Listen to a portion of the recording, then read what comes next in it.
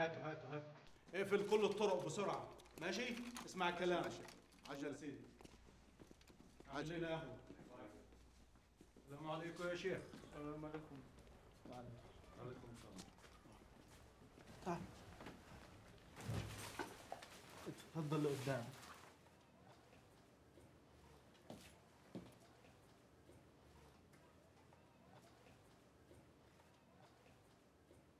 Coffee? Yeah, thank you. How have you liked your stay? What I've seen, I've liked. اتفضل.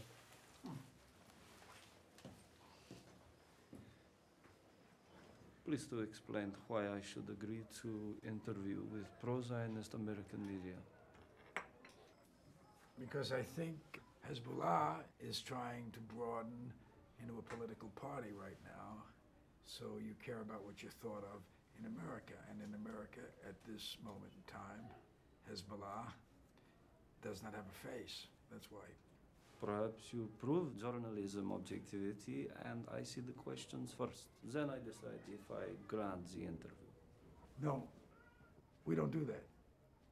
You've seen 60 Minutes and Mike Wallace, so you know our reputation for integrity and objectivity. You also know we are the highest rated, most respected TV magazine news show in America.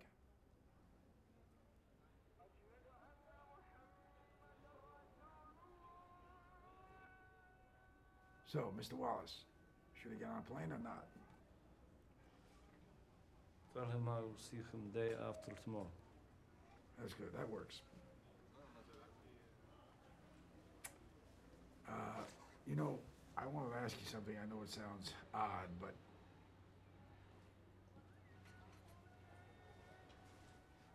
hello? Sheik? Hello? Sheik?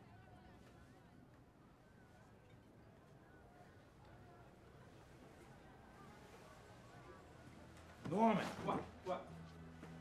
Take your blindfold off.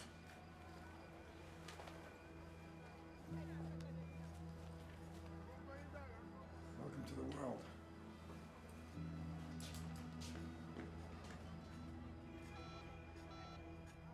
Fluctuating all over the place. Anywhere we shoot here, it's gonna be portable jennies and we'll run cable.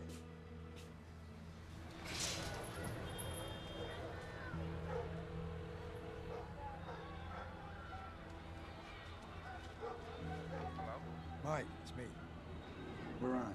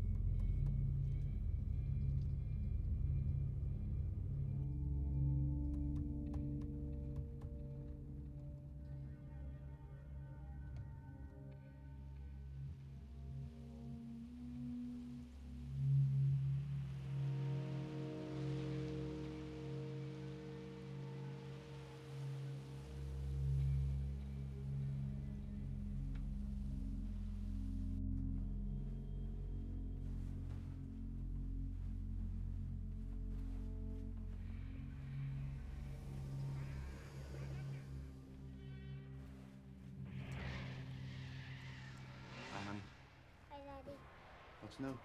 Miss Luffer gave me a star today. Yeah? What for? For reading. That's great. A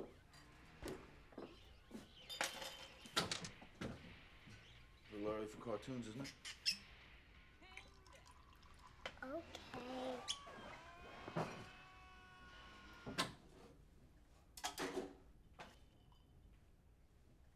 Deborah? Debbie?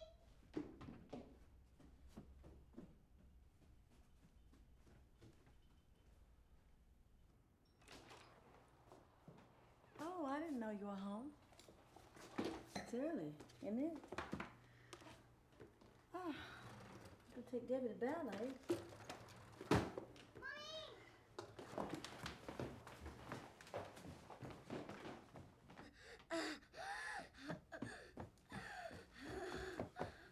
Sweetheart, come on. She's playing with my poo doll again. Slow down, slow down, slow down. Breathe deep, breathe deep. Slow down, honey, slow down. Slow down. Here we go.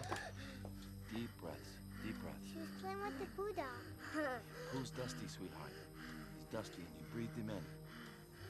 Okay?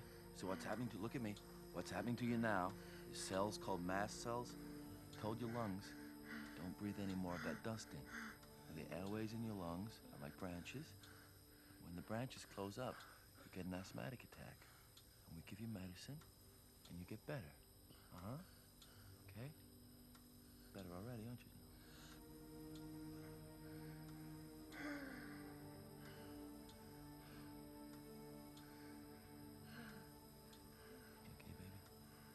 You okay, baby?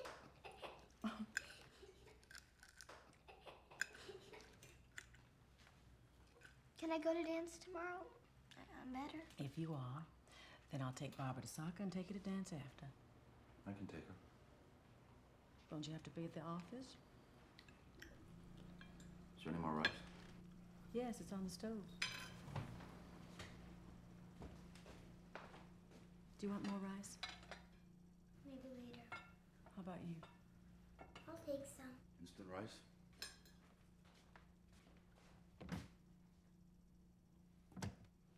Can I go over to Janine's house? I'm sorry, darling. Have you seen my coffee mug? Try the car.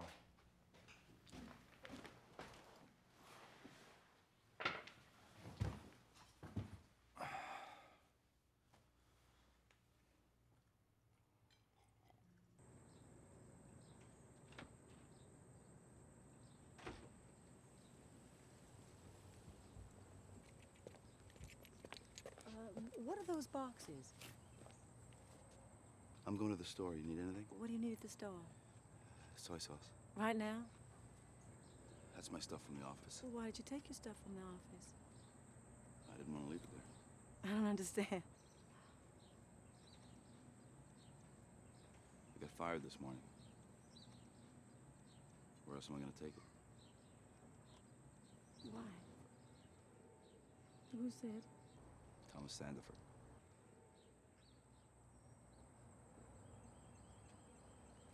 What are we supposed to do? What about our medical coverage? What about our health? What about our car payments, our payments on this house?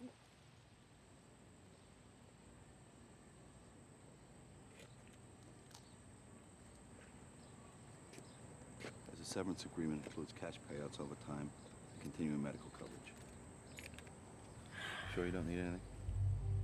No, thank you.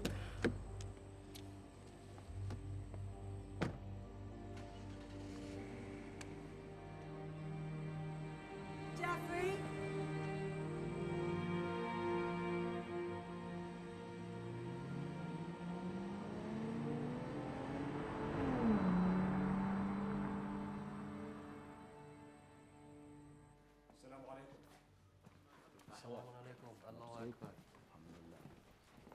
I'm very pleased to receive you as my guest, Mr. Wallace. Thank you for having us. I think I got a problem with the Jenny. I gotta go outside. Give me a hand with this one.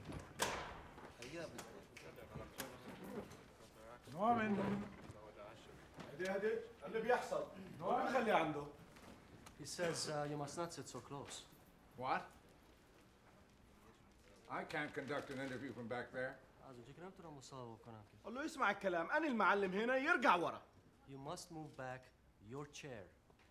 Well, you tell him that when I conduct an interview, I sit anywhere I damn please. ايه أنا المعلم هنا، مفيش حاجة. There is no interview. اسمع الكلام، قلت لك كده اسمع. You! أيوه. I'm talking to you. أنا Who the سامع. hell do you think I am? A 78-year-old assassin? You think I'm going to karate him to death with this notepad? إلا أقوله هنا يمشي، أنا المعلم، إلا أقوله يمشي. عيب عليك، عيب عليك، Are you والله interpreting what I'm saying? Yes. We're there. Good. Well, ask him if Arabic is his second language. أنت قليل الأدب، راجل ما عندكش دم. hold it. اوعى كده. Hold it. أهدى، Hold قليل it. الأدب. Slow. Shake. Do you mind if you would just turn your chair a little bit to face Mr. Wallace? حياك الله يا شيخ، Is حياك. that okay? Okay. يلا بقى نقعد ساعة يمشي بقى احنا Are you ready, or do you want to keep fucking around and warm up some more? No. That got my heart started. Okay. All right, Todd. Give me the three-button-on mic, please. Good. Okay, we are rolling. Okay, Mike. Sheikh Fadlala, thank you so much for seeing us. Are you a terrorist? Mr. Wallace, I am a servant of God. A servant of God? Really? Americans believe that you, as an Islamic fundamentalist, that you are a leader who contributed to the bombing of the U.S. Embassy.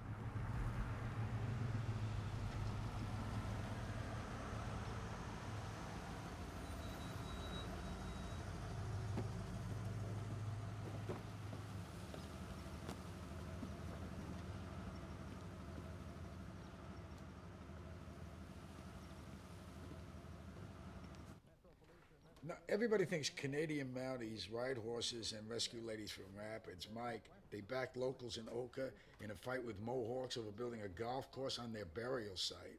They beat up protesters at Kennesaw. Did you hear that? Oh, someone took a poll? Are all things Canadian boring? It's Stuart. He's in Mexico City. Oh, let me play that. Yes, dude. What New York Bank? Hey, Dad. Will you go on camera and talk about the Mexico City branch? Sure. Hey, Jake. Whose money are they laundering? No classes this morning? I don't have to be there till 10:30. Yeah. Hey, Mom. Lowell. Hey, sweetheart.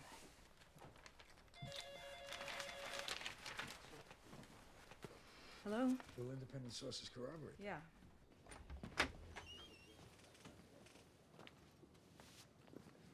Dad, you got a box Let me see this. No, because I gotta know where you're Hang on. going at all Hang on. times.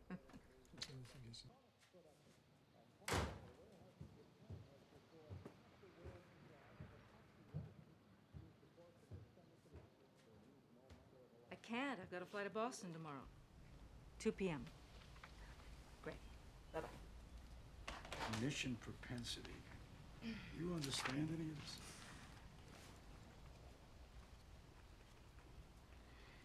No. This looks like a table of temperatures. Who's this from? It's anonymous.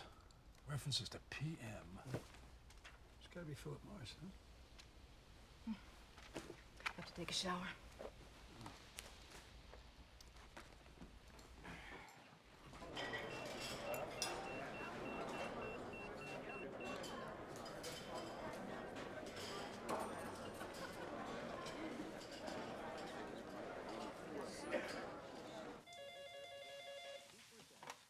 Yeah. Hi, this is Doug Oliver. Oh, hi, Doug. It's Lowell. I'm doing a story on fire safety of people burning up from falling asleep smoking. I receive a shitload of scientific papers from inside Philip Morris. Anonymous. You or anybody in FDA know someone who can translate this stuff in English for me? Yeah.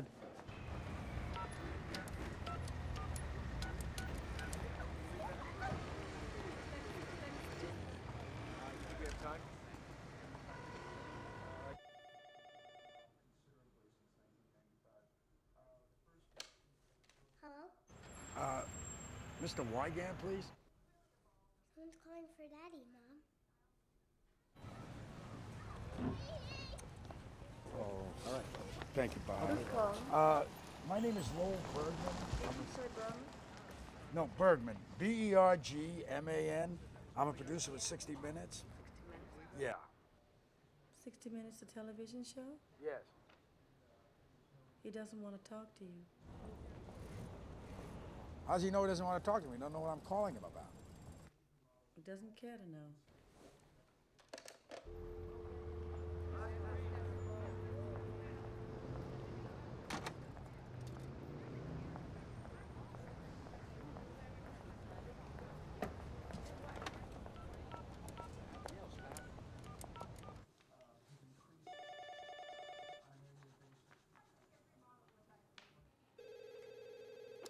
This is the Wigands. If you'd like to leave a message or send a fax, start now. This is Lowell Bergman with 60 Minutes, and I'm doing a story on fire safety in cigarettes.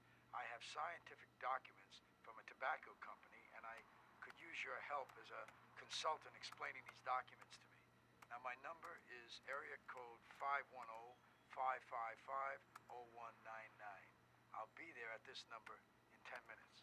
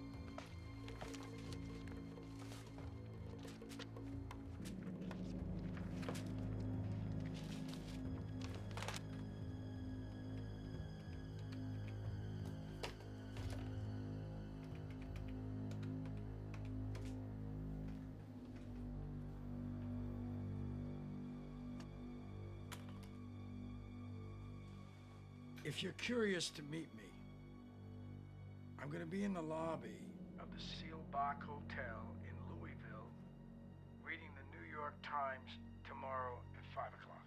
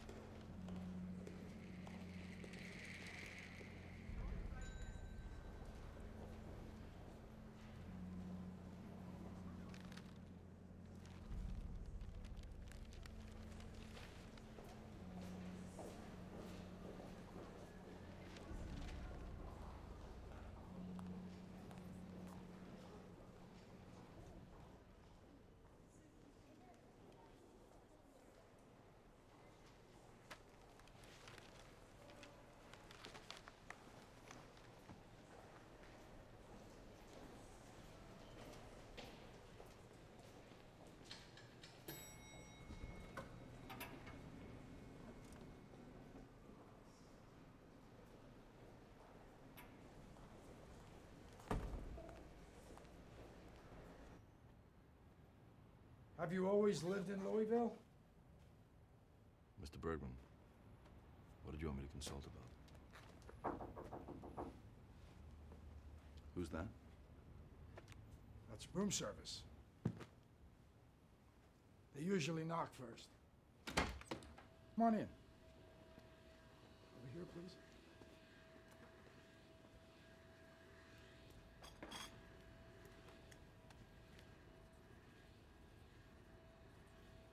Thank you.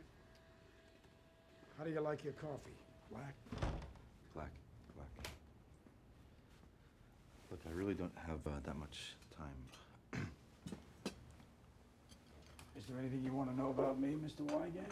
Like what? Your sign? I know what I have to know. Just so I know you know. When I talk to people in confidence, it stays that way. How do the radical journalists from Ramparts magazine end up at CBS? I still do the tough stories. 60 Minutes reaches a lot of people. Let me see the documents.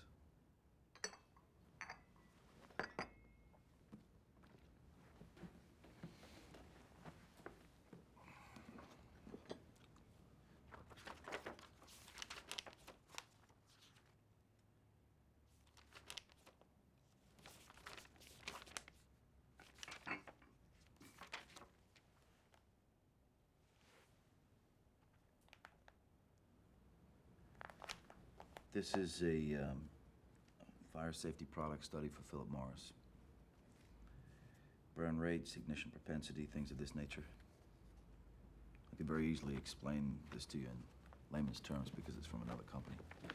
But that's as far as I go. As far as you go where? This issue is the drop in the bucket. I can talk to you about what's in here, but I can't talk to you about anything else.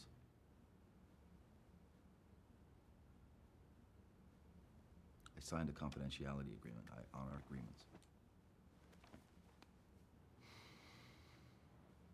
Doesn't CBS have confidentiality agreements, Mr. Bergman? Between journalists and management, yes, I believe they do. But I don't take that seriously. Where do you work? Did work. Did work.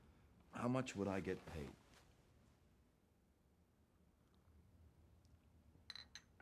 That you have to discuss with CBS Business Affairs. But for something like this, I would say anywhere between 10, 12,000. Should I just take the documents now? If you want to do it.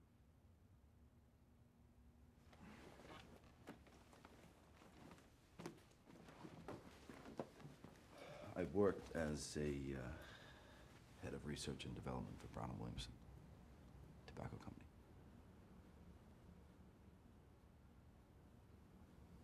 I was a corporate vice president. Mr. Bergman?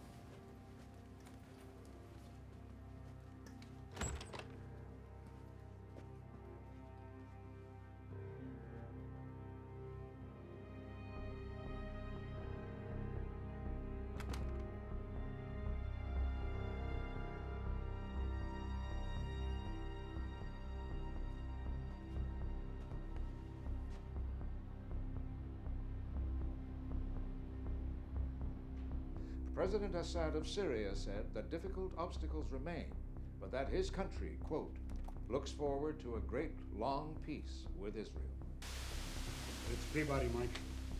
When you're dead and buried, Hezbollah is the one they're going to remember you for. In barracks line when he's talking to Sheikh Musa. Were you eating with us? Yeah. Bring a tie so they're less in the front room.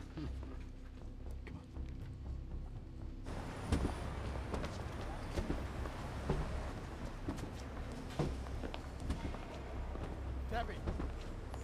Hello. Oh, Bill. Main justice investigating a major New York bank laundering narco dollars out of their Mexico City branch. You want it for the evening news? What about you? You got a crew already? I'm gonna do a follow-up. Okay. Catch you later.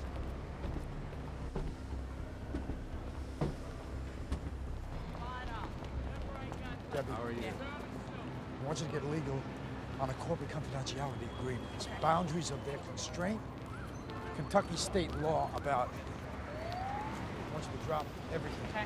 Let me change. You got the change? Oh, here.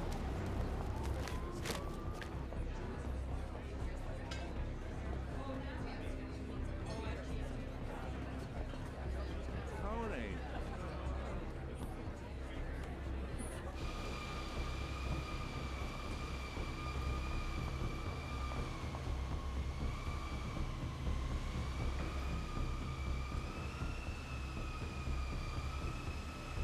Mr. Wigand, you can go up now.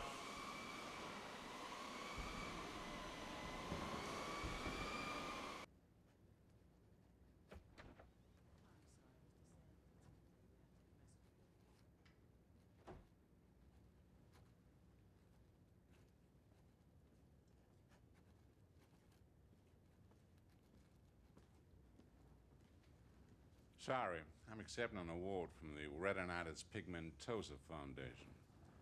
It's gonna kill the rest of my day. Yeah. So, you had a chance to play golf? Jeff's a premier golfer. What are you, 2 handicapped? 7. And he gets out there and he has 5 strokes on us. He has more concentration than anybody I've ever met. It's spooky how he can concentrate. I'd rather play than talk about it. What did you want to see me about? I don't like being back here. Jeffrey says exactly what's on his mind. Most people consider what they're saying, social skills. Jeffrey just charges right ahead. Now, I know you understood the nature of the confidentiality portion of your severance agreement with Brown and Williamson, Jeff. Chapter and verse. Yeah, I know you do. You know, I came up through sales. One of the reasons I was a great salesman was I never made a promise I couldn't keep. I knew that if I ever broke my promise, I'd suffer the consequence. Is that a threat? We worked together for, what was it, 3 years? Now, the work we did here is confidential, not for public scrutiny, any more than our one's family matters. You're threatening my family now, too? Now, don't be paranoid, Jeff. About the direction of research here, we may have had our differences of opinion. Research?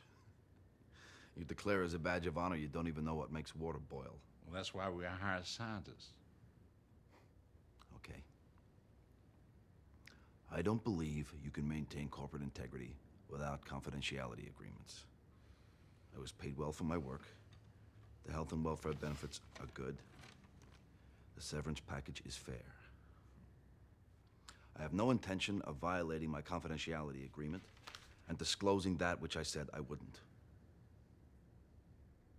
Well, I appreciate all that, Jeff. But upon reflection, we've decided to expand our zone of comfort with you. So we've drafted a supplement to your agreement. It broadly defines and expands in more detail what is confidential. Nobody will be able to say, well, hell's bells, Margaret, I didn't know that was a secret. We're very serious about protecting our interests. We'd like you to sign it. And if I don't? If we arrive at the conclusion that you're acting in bad faith, we would terminate right now payouts under your severance package, you and your family's medical benefits, and initiate litigation against you, Mr. Wigand. Dr. Wigand? Dr. Wigand. After you've examined the document, you'll see it's in your own best interest, and you'll sign it.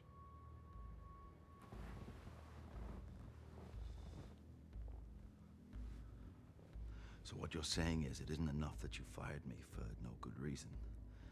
Now you question my integrity? On top of the humiliation of being fired, you threaten me? You threaten my family? It never crossed my mind not to honor my agreement. I will tell you, Mr. Sandifer, and Brown and Williamson too, fuck me? Well, fuck you.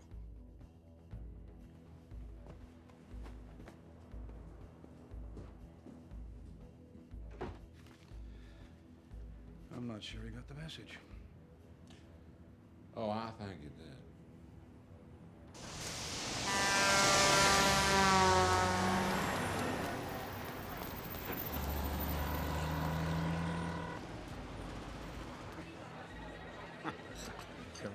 Yeah. You fucked me. Who's this? Protect your sources. You screwed me. You sold me out. What are you talking about? Where are you? Fuck you two.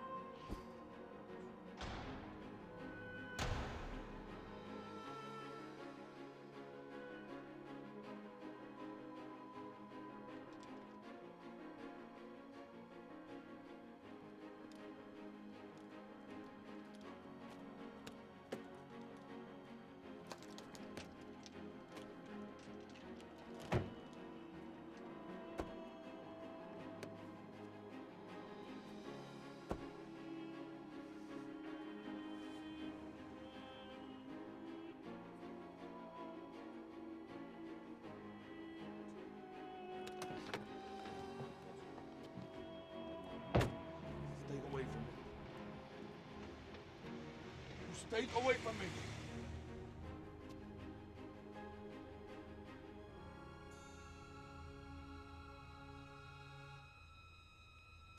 Jeffrey, you forgot the lunches.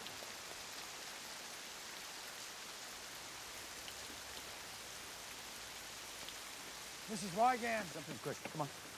How do you do? I'm Lowell Bergman. We spoke on the phone. Come here, I want to talk to you. Good, I want to talk to you. This is I my did house. not In front of my burn wife, you. my kids. I did not give you up to anyone. What I'm here business do we have? To straighten something out with you. Right here, right now. You didn't mention my name. You haven't talked to anybody about me. What am I gonna mention Why your Brown name and about? Williamson? No, I spoke How the to you. hell do I know about Brown It and happened just Williamson? after I talked to I you. don't know. I do not mad. like coincidence. Well, I don't like paranoid accusations. I'm a journalist. Think. Use your head. How do I operate as a journalist? By screwing the people who could provide me with information before they provided me with it. You came all the way down here to tell me that? No, I did not.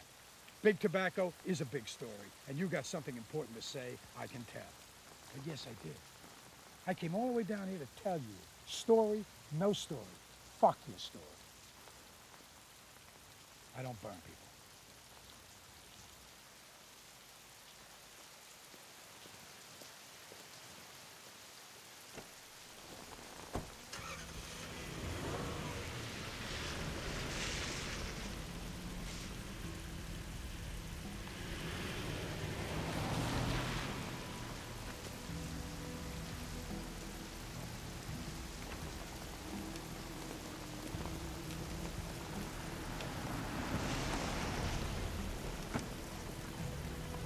Drive with me while I take the girls to school.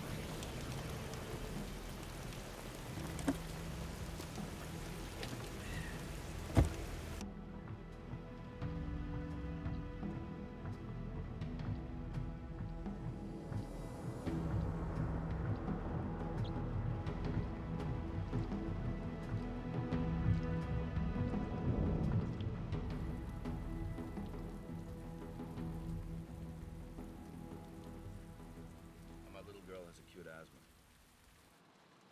Deborah, my eldest daughter. And I'm unemployed, so I have to protect my medical coverage. So I left them a message this morning, their expanded confidentiality agreement. I will sign it. They're afraid of you, aren't they? They should be.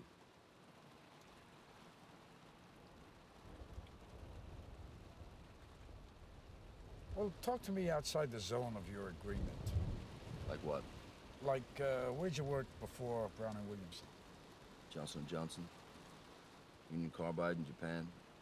I was the general manager and director of new products. I speak Japanese. And I was the director of corporate development at Pfizer. All health related. What else? Outside the zone. I don't know, you think the Knicks are going to make it to the semifinals?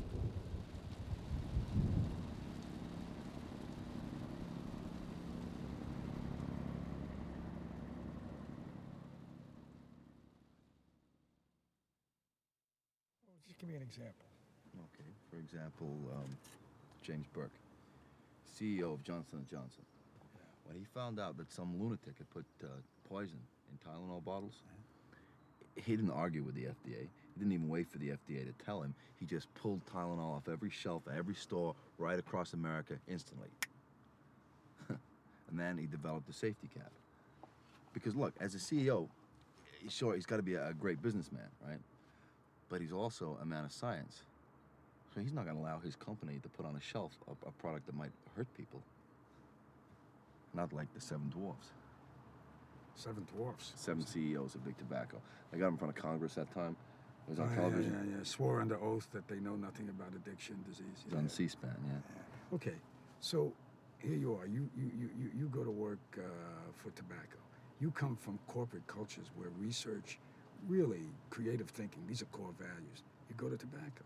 Tobacco's a sales culture, market and sell enormous volume, go to a lot of golf tournaments. The hell with everything else. I mean, what are you doing? Why are you working for tobacco in the first place? I can't talk about it.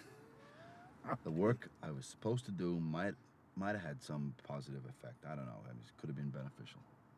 Mostly, I got paid a lot. I took the money. My wife was happy. My kids had good medical, good schools, got a great house. I mean, what the hell is wrong with that? Nothing's wrong with that. That's it. You're making money. You're providing for your family. What could be wrong with that? I always thought of myself as a man of science. That's what's wrong with it.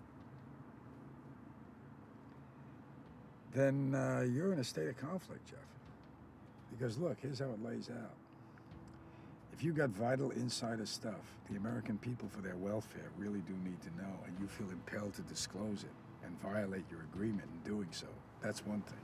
On the other hand, if you want to honor this agreement, then that's simple. You do so. You say nothing, you do nothing. There's only one guy who can figure that out for you, and that's you, all by yourself.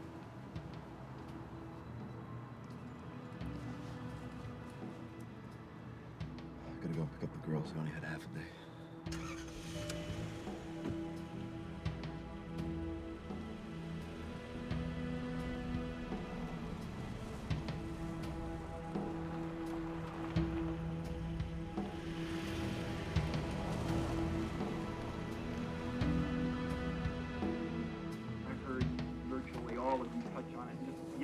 You believe nicotine is not addictive? Congressman, cigarettes and nicotine clearly do not meet the classic definitions of addiction. There is no intoxication. We'll take that as a no, and again, time is short. If you could just, I think each of you believe nicotine is not addictive. We just would like to have this for the record.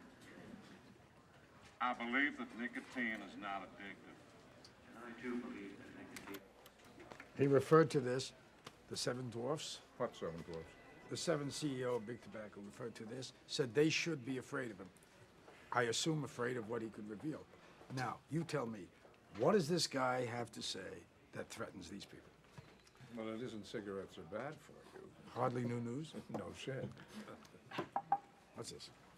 What that is tobacco's standard defense. It's the we don't know litany. Addiction, we believe not. Disease, we don't know. We take a bunch of leaves, we roll them together, you smoke them. After that, you're on your own. We don't know. So, that tells me nothing. Besides, you never get what he's got. Why not? Because of this guy's confidentiality agreement, he's never going to be able to talk to you. That's not good enough. This guy is the top scientist. In the #3 tobacco company in America, he's a corporate officer. You never get whistleblowers from Fortune 500 companies. This guy is the ultimate insider. He's got something to say. He wants to say it. I want it on 60 Minutes. Doesn't matter what he wants. Am I missing something? What do you here? mean, Mike? I mean, he's got a corporate secrecy agreement. Give me a break.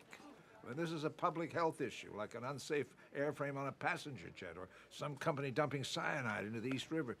Issues like that. He can talk, we can air it. They've got no right to hide behind a corporate agreement. Pass the note. They don't need the right. They got the money. The unlimited checkbook. That's how Big Tobacco wins every time on everything. They spend you to death. $600 million a year in outside legal. Chadbourne Park, Ken Starr's firm, Kirkland and Ellis. Listen, GM and Ford, they get nailed after 11 or 12 pickups blow up, right? These clowns have never, I mean ever. Not even once. Not even with hundreds of thousands dying each year from an illness related to their product, have ever lost a personal injury lawsuit. On this case, they'll issue gag orders, sue for breach, anticipatory breach, and join him, you, us, his pet dog, the dog's veterinarian, tie him up in litigation for 10 or 15 years. I'm telling you, they bat 1,000 every time. He knows that. That's why he's not going to talk to you.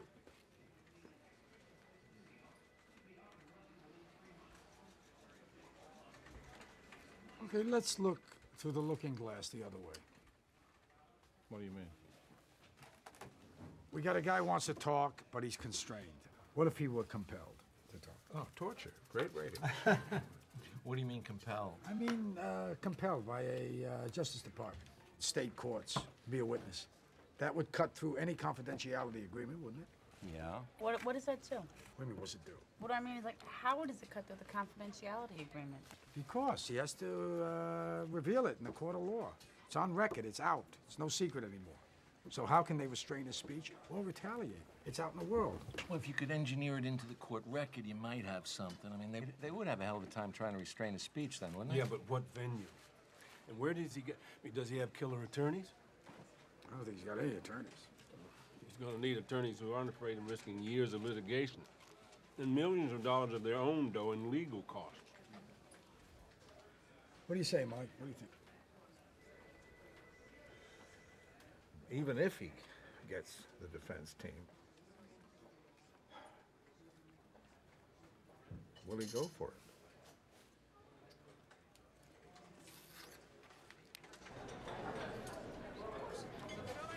You're awfully overqualified, Dr. Wigand.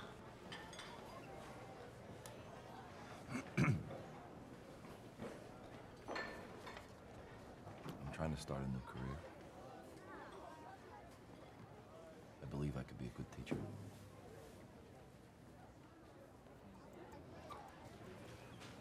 Let me give it some thought.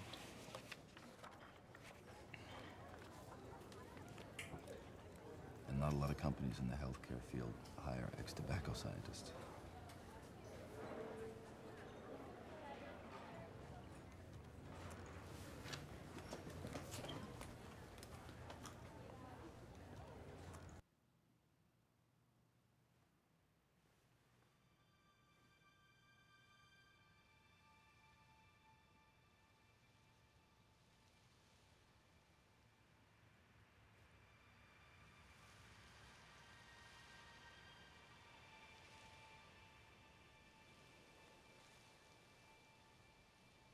That's it.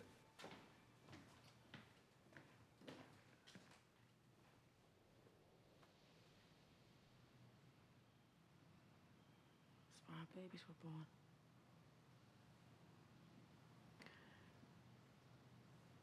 Debbie took her first steps right there in the crafts. I didn't plan on this. Come on, come on.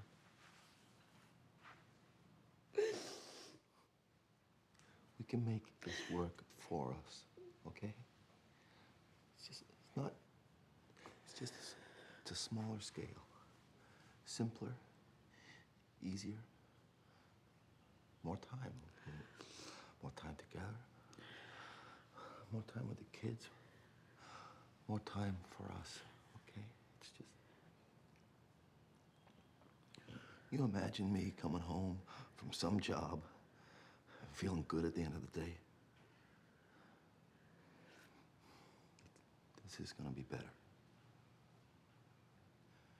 This is gonna be better.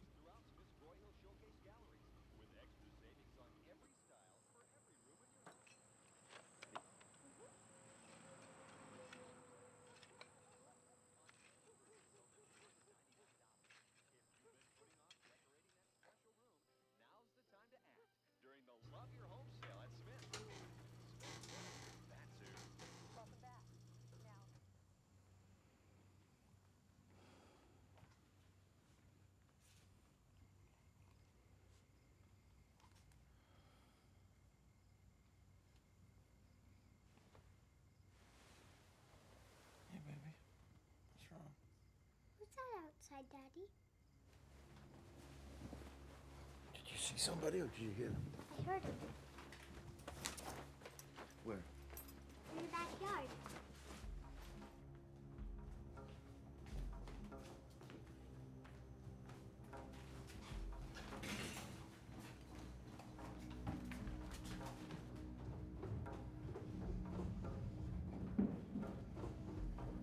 Sit at Daddy's desk, okay?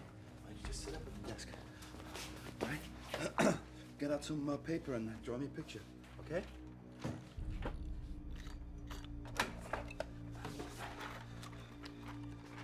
What are you gonna draw me, baby?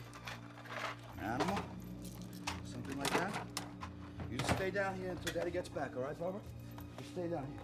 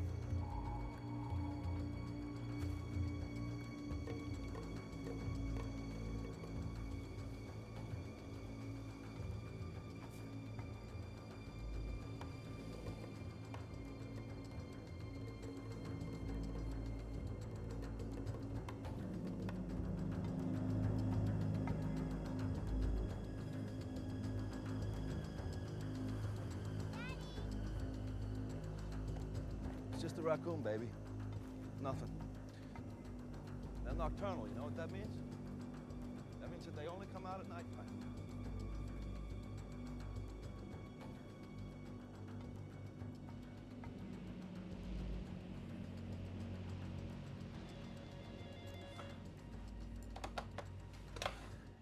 Yeah. Lowell, Jeffrey Wigand. Is it too late? No, it's okay. How's the new place? New place? New. You okay? Sure. You know, I was thinking of calling you tomorrow anyway. How's your kids handling the new house? Have you got kids? We have a couple. One's hers, one's mine. Everybody uses a different name. Modern marriage. How's Leanne? She's okay. Hold on a minute.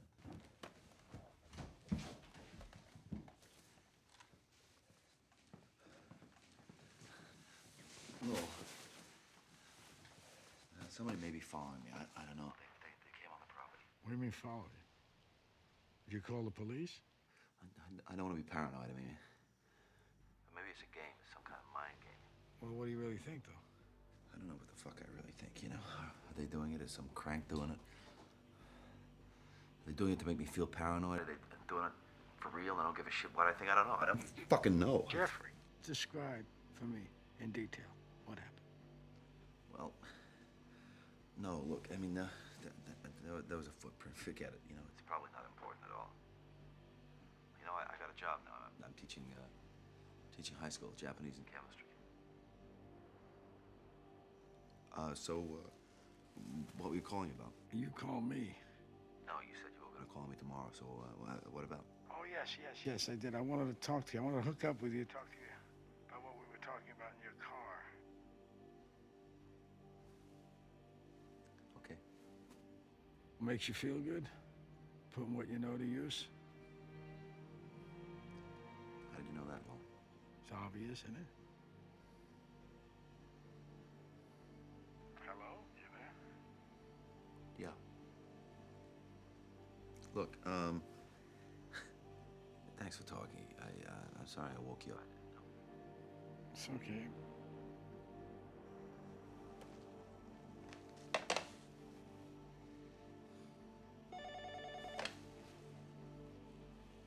Lowell. Who is this? Do not call here. Do not.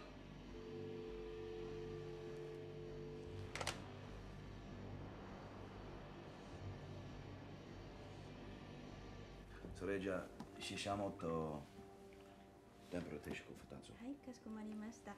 生牡蠣とししゃもと天ぷら定食を2つですね。それとお酒もう1本。はい。What are you gonna get us? Tempura.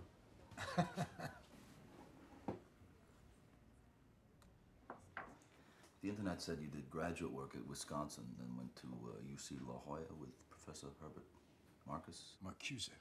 Yeah, he was my mentor. He had a major influence on the new left of the late 60s, and on me personally. Next to your father? My father? What the hell's that got to do with my father?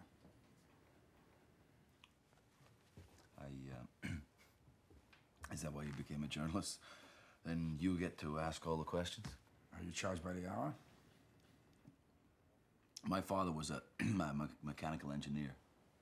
Most ingenious man I ever knew. Well, my father left us when I was 5 years old. He was not the most ingenious man I ever knew. Let's get back to Brown and Williamson. If you decide to go on 60 Minutes, I got to know everything about why you were fired. Why? They're going to dig up stuff from your past. They're going to throw it at you. I got to know what they're going to throw. You understand? I drink. A couple occasions more than I should have.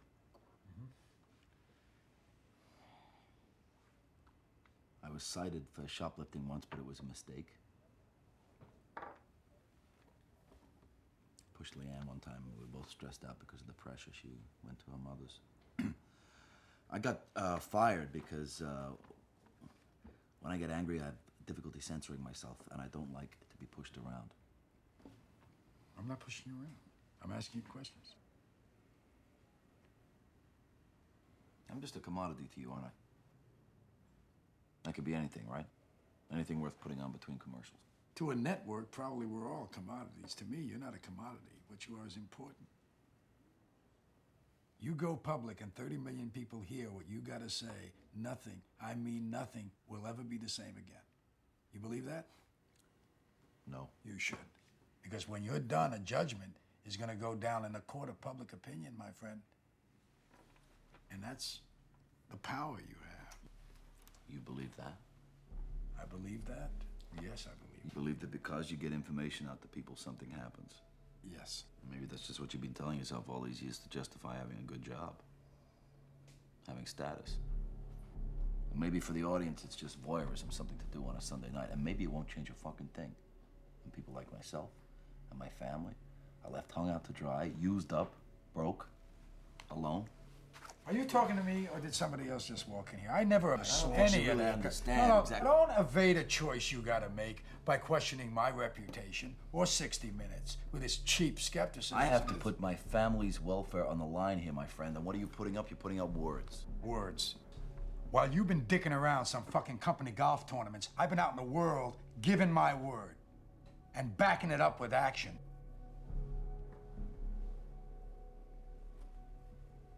Now, are you gonna go and do this thing or not? I said I'd call the kids before they went to bed. Onesa.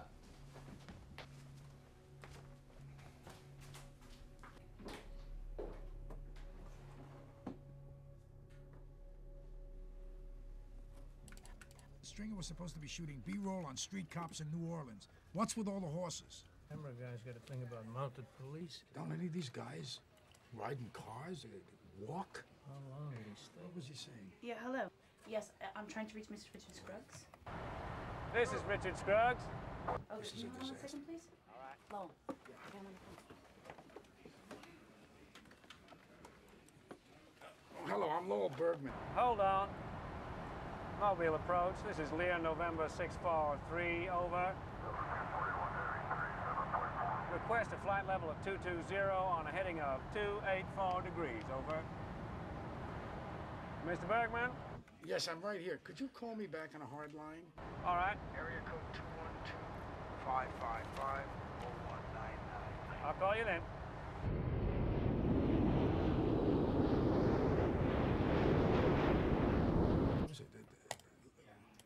What do we do with that? I don't know. All right, you filed a lawsuit against tobacco on behalf of the state of Mississippi, did you not? That's right.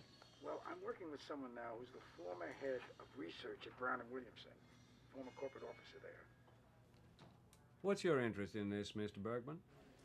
Well, he may tape an interview with us, and we believe if his testimony showed up in a court record first, it would free him up from his confidentiality agreement and give him some protection. It could work. If it's public record, it's public record. Yeah, and he's going to need legal representation. Well, he sure as hell will. Has he decided to go public?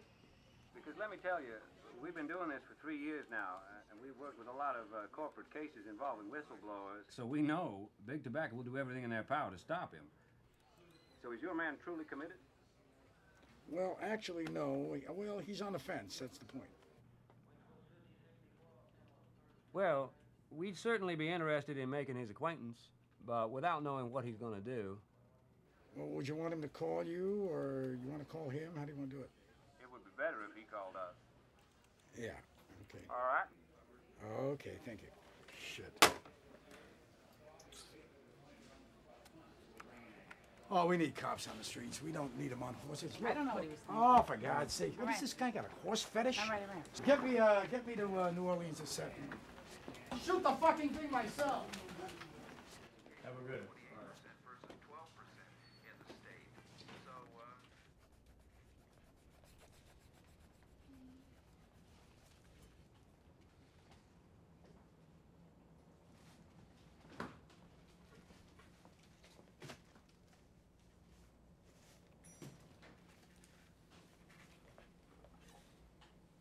What are you cooking?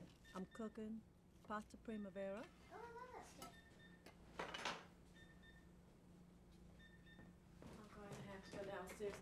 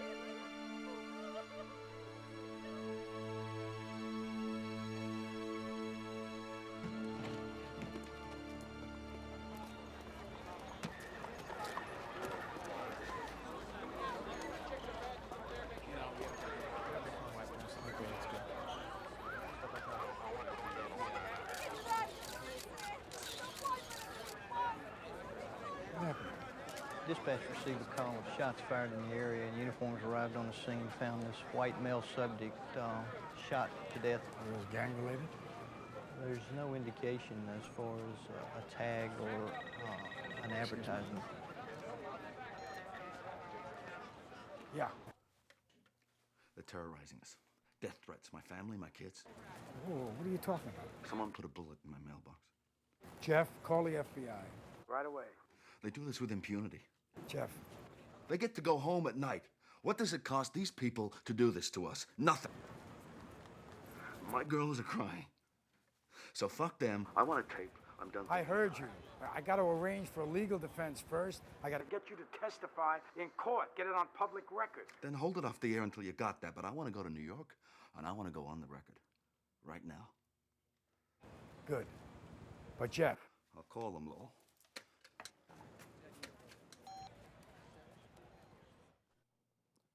Did you handle the round, Mr. Wigand? Yes, I'm afraid I did. We won't be able to lift usable prints. Do you own a gun, Mr. Wigand? A gun? Yes. What caliber is your gun? What caliber is my gun? Yes, sir. What caliber is your gun? What does that have to do with the price of tea in China? You think I put the bullet in the mailbox myself? If we could take a look, Mr. Wigand.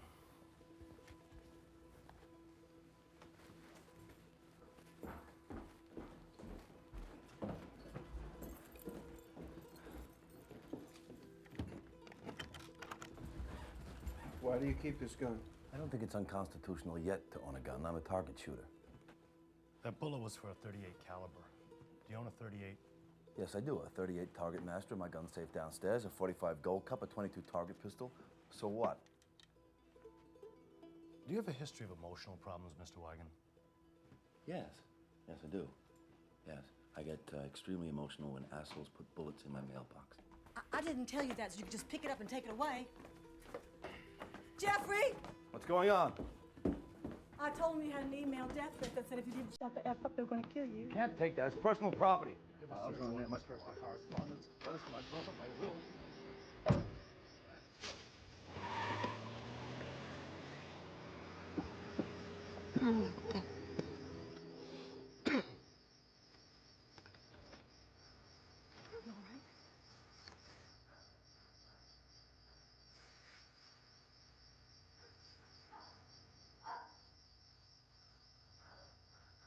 That computer has everything.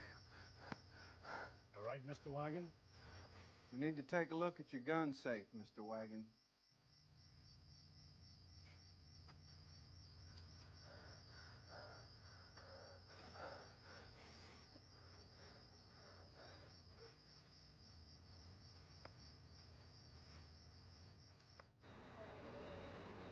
I'm telling you, your agents in that office are acting improperly. Now, who are they trying to protect? Let me tell you something, Lo. Look. You're talking about 2 agents in a regional office in Louisville. I got the goddamn Unabomber threatening to blow up LAX. I gotta move 45 agents from all over the country into LA. All right? When I get a chance, I'll give it a look. You better take a good look, because I'm getting 2 things: pissed off and curious. Now, any of these guys been offered jobs in corporate security after they retire? Either one of those guys got ex-agent pals already in those jobs. Like, for instance, their ex-supervisor, who's already at Brown and Williamson as we fucking speak. I'll give it a look. You're getting my drift. I'll give it a look. So is everything okay? How are the rooms? Comfortable? Yes, very. Do you know, I enjoy your work so much. When you're talking to somebody, I always feel like I'm right there. Thank you for saying that.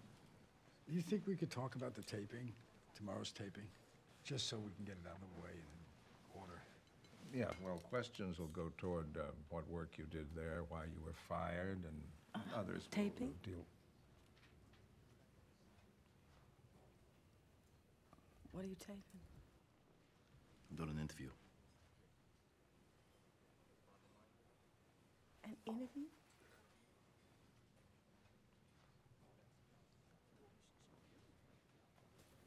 Do you know what they will do to us? I thought we...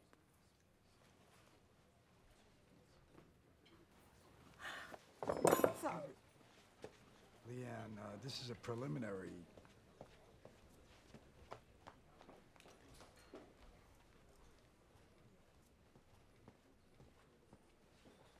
You didn't tell her we were taping? What did she think she was coming to New York for? Talk about it, think about it. I had a plan to ease her into it, but I don't know how to do that.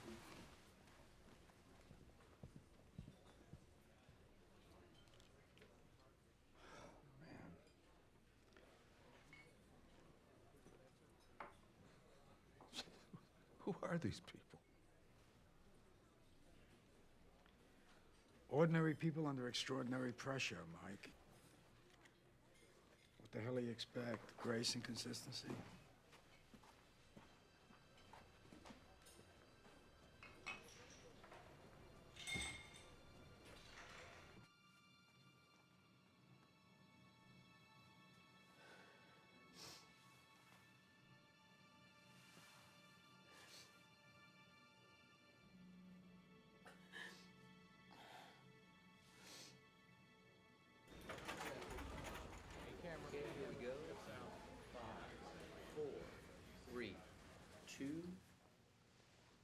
You heard Mr. Sandifer say, before Congress, that he believed nicotine was not addictive.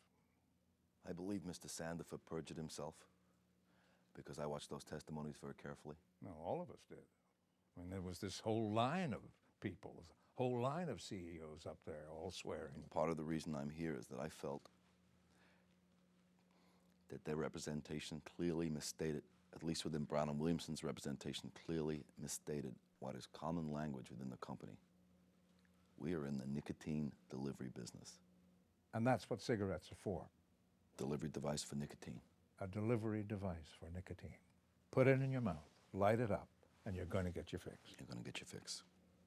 You're saying that Brown and Williamson manipulates and adjusts the nicotine fix, not by artificially adding nicotine, but by enhancing the effect of nicotine through the use of chemical elements, such as ammonia. The process is known as impact boosting. While not spiking nicotine, they clearly manipulate it. There's extensive use of this technology known as ammonia chemistry. It allows for the nicotine to be more rapidly absorbed in the lung and therefore affect the brain and central nervous system. The straw that broke the camel's back for me and really put me in trouble with Sandifer was a compound called coumarin. When I came on board at B&W, they had tried to transition from coumarin to a similar flavor that would give the same taste, and had been unsuccessful. I wanted it out immediately. I was told that it would affect sales, so I should mind my own business. I constructed a memo to Mr. Sandifer indicating I could not in conscience continue with coumarin in a product that we now knew. We had documentation was similar to Coumadin, a lung-specific carcinogen. And you sent the document forward to Sandifer? I sent the document forward to Sandifer. I was told that we would continue to work on a substitute. We weren't going to remove it, as it would impact sales, and that was his decision. In other words, you were charging Sandifer and Brown and Williamson with ignoring health considerations consciously? Most certainly. And on March 24th, Thomas Sandifer, CEO of Brown and Williamson, had you fired. And the reason he gave you? Poor communication skills.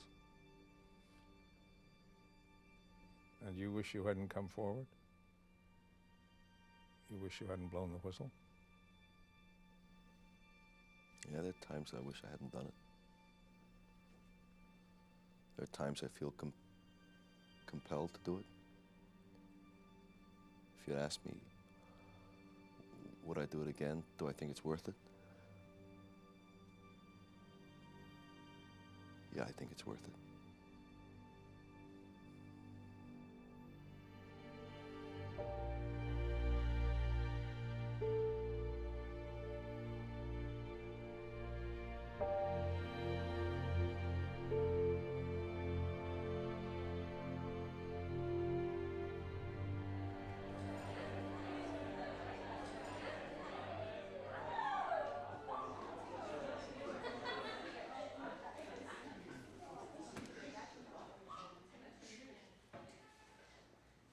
Hi. My name is Jeff Wigand. You can call me Mr. Wigand. You can call me Dr. Wigand. I have a PhD in biochemistry and endocrinology. You can call me Jeff. Anything else you want to call me, you'll have to do so in private. Okay. I find chemistry to be magical. I find it an adventure, an exploration into the building blocks of our physical universe. So how many of you have taken chemistry before? Okay, I've never taught it before, so we're going to be fine. Our first experiment is going to be measuring the molecular weight of butane. He's on line 3. Hello? Mr. Scruggs, Jeff Wigand, Lowell Bergman said I should give you a call.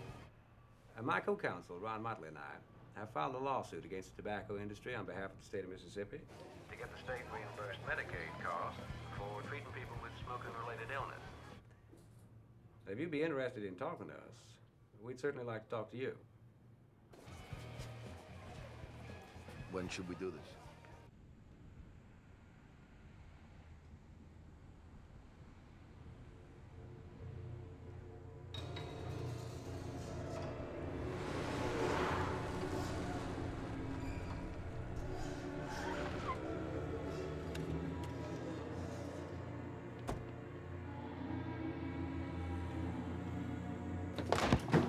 Who the hell are you? What are you doing in my house? It's okay, Jeff. Mr. Wigand, you need to speak It's to okay. You got your own security now. No, Lowell, I can't afford to. No, they volunteered. A friend owns a large security company. How you doing, Mr. Wigand? I'm John Talaferro. There'll be 3 of us on detail. I'm going to the store. Please explain our new house gets to your children.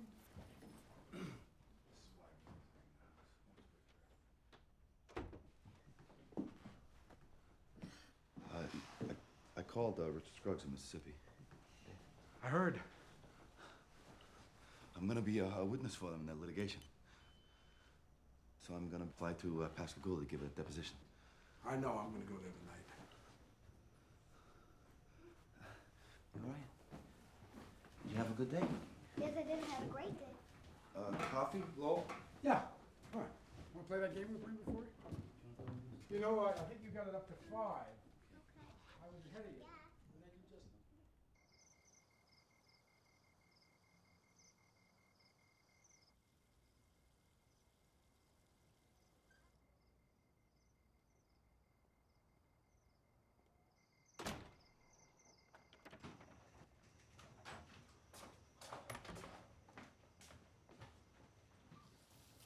Please don't wash your hands in the sink.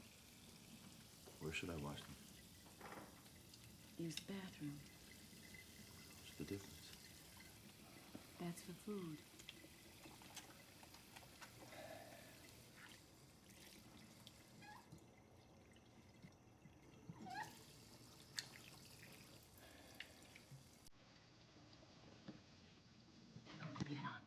Leave it on, okay?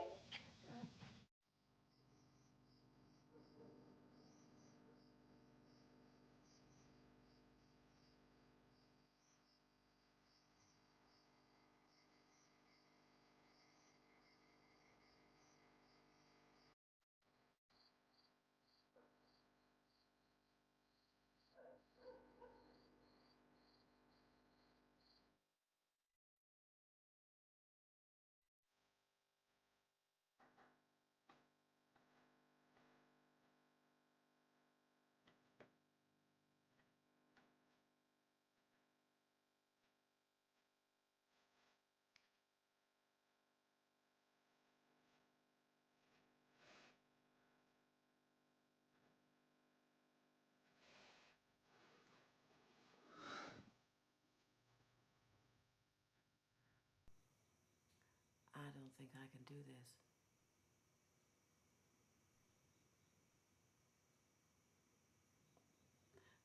I want to stand by my husband.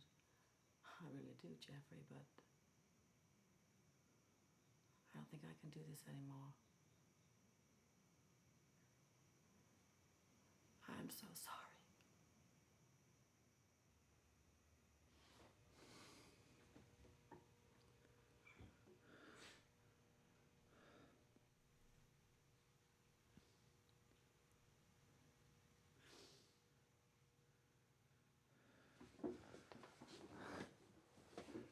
Can we talk about this when I get back?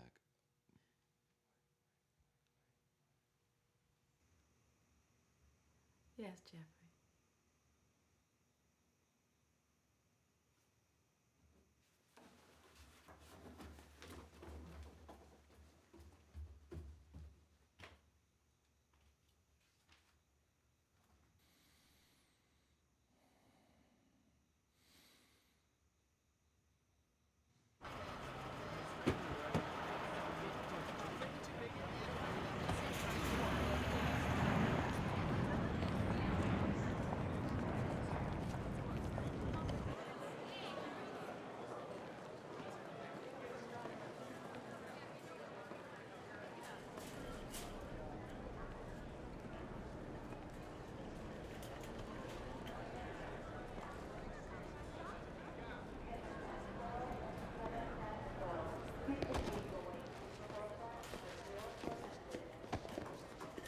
It's okay. It's good.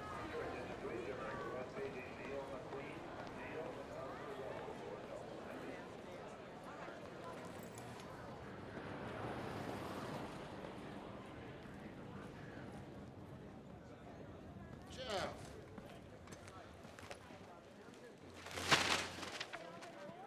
You've been served.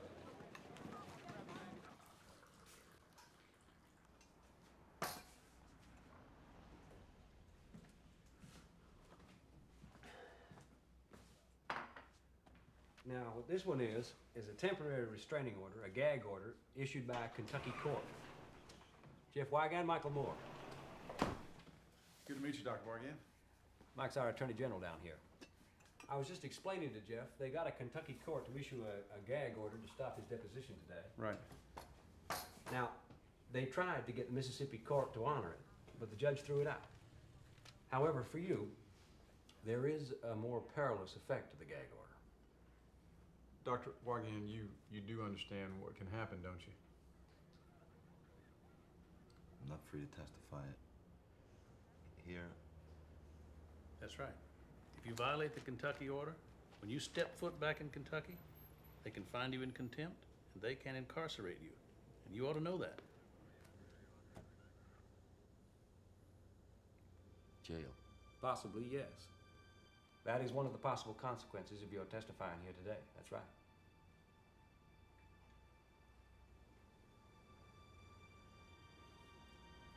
How does one go to jail? What does my family do? Go on welfare? If my wife has to work, who's gonna look after the kids? Put food on the table. I mean, my children need me. If I'm not teaching, there's no medical. No medical, even on copay, that's like tuition. Dr. Wigand, listen, you may not be able to do this thing. As I understand from Dick, you're our key witness, and I hope you don't withdraw. I guess we'd all understand it if you did. Guys, I gotta go. I'm gonna be late for court. I'll see y'all a little later. Dr. Wigand, good luck. See ya.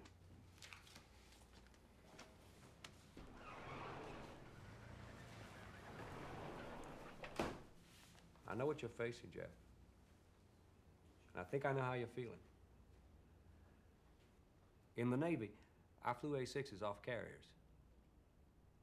In combat, events have a duration of seconds, sometimes minutes. But what you're going through goes on day in, day out, whether you're ready for it or not. Week in, week out, month after month after month. Whether you're up or whether you're down. You're assaulted psychologically. You're assaulted financially, which is its own special kind of violence because it's directed at your kids. What school can you afford? How will that affect their lives? You're asking yourself, will that limit what they may become? You feel your whole family's future is compromised, held hostage. I do know how it is.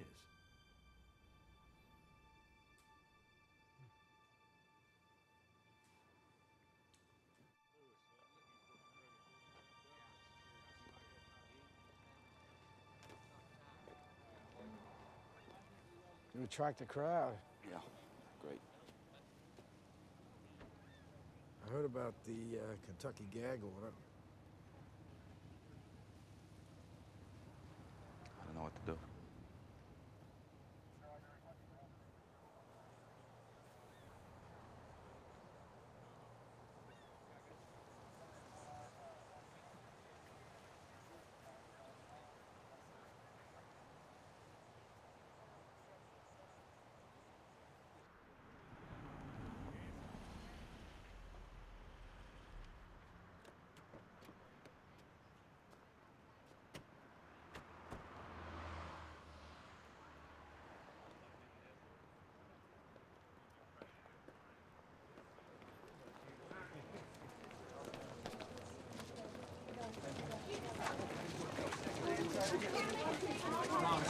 Can you give us my guys, your guys. Mr. Martin.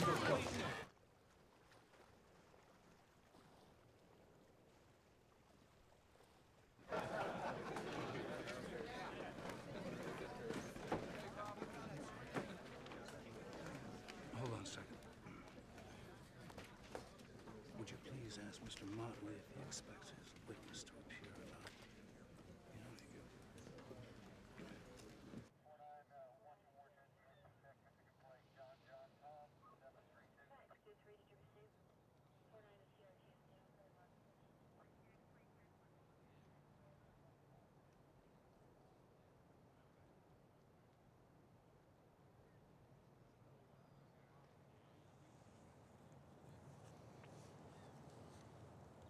Can't seem to find the criteria to decide. It's too big a decision to make without being resolved in my own mind. Maybe things have changed.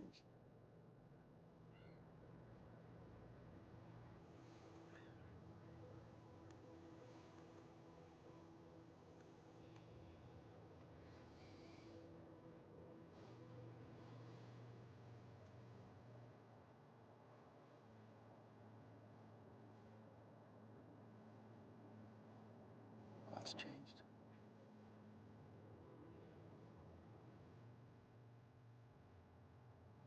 You mean since this morning? No, I mean since whenever.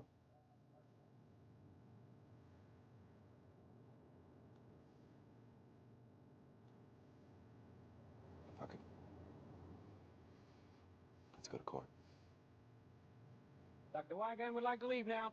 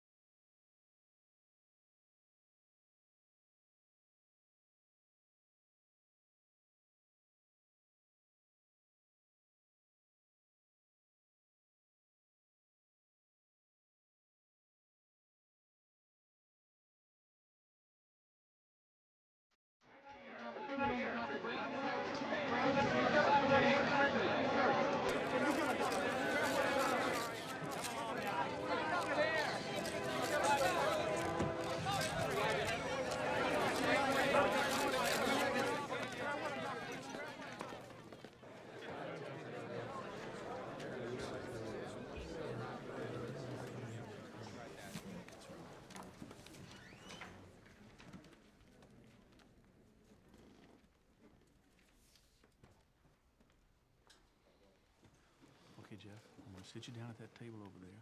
I want to start as fast as possible. I want to give them a chance to get another restraining order, okay? Let's go. Good luck, Doc.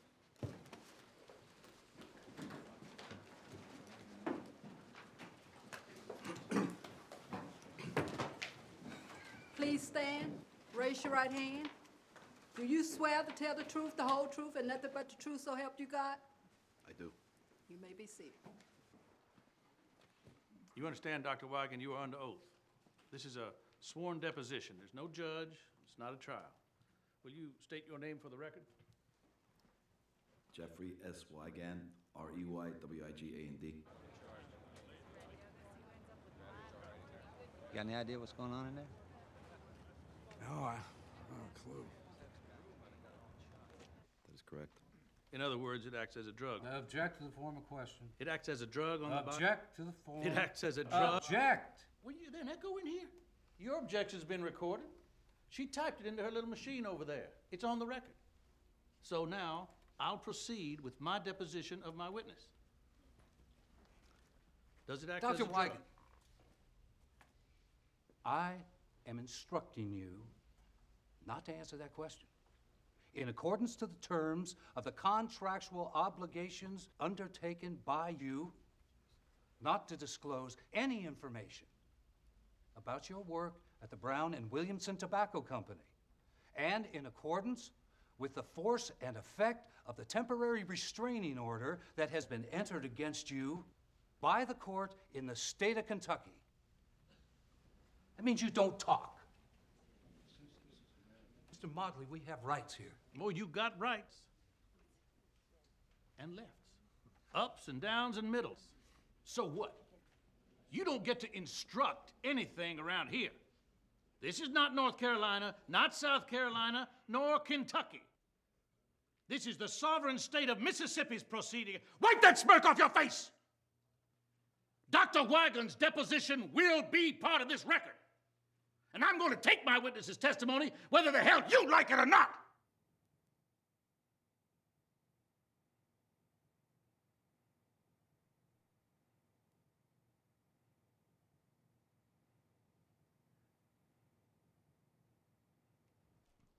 Answer the question, Doctor. Yes, it produces a physiological response, which meets the definition of a drug. Nicotine is associated with impact, satisfaction. It has a pharmacological effect that crosses the blood-brain barrier intact. Thank you, Doctor. Thank you.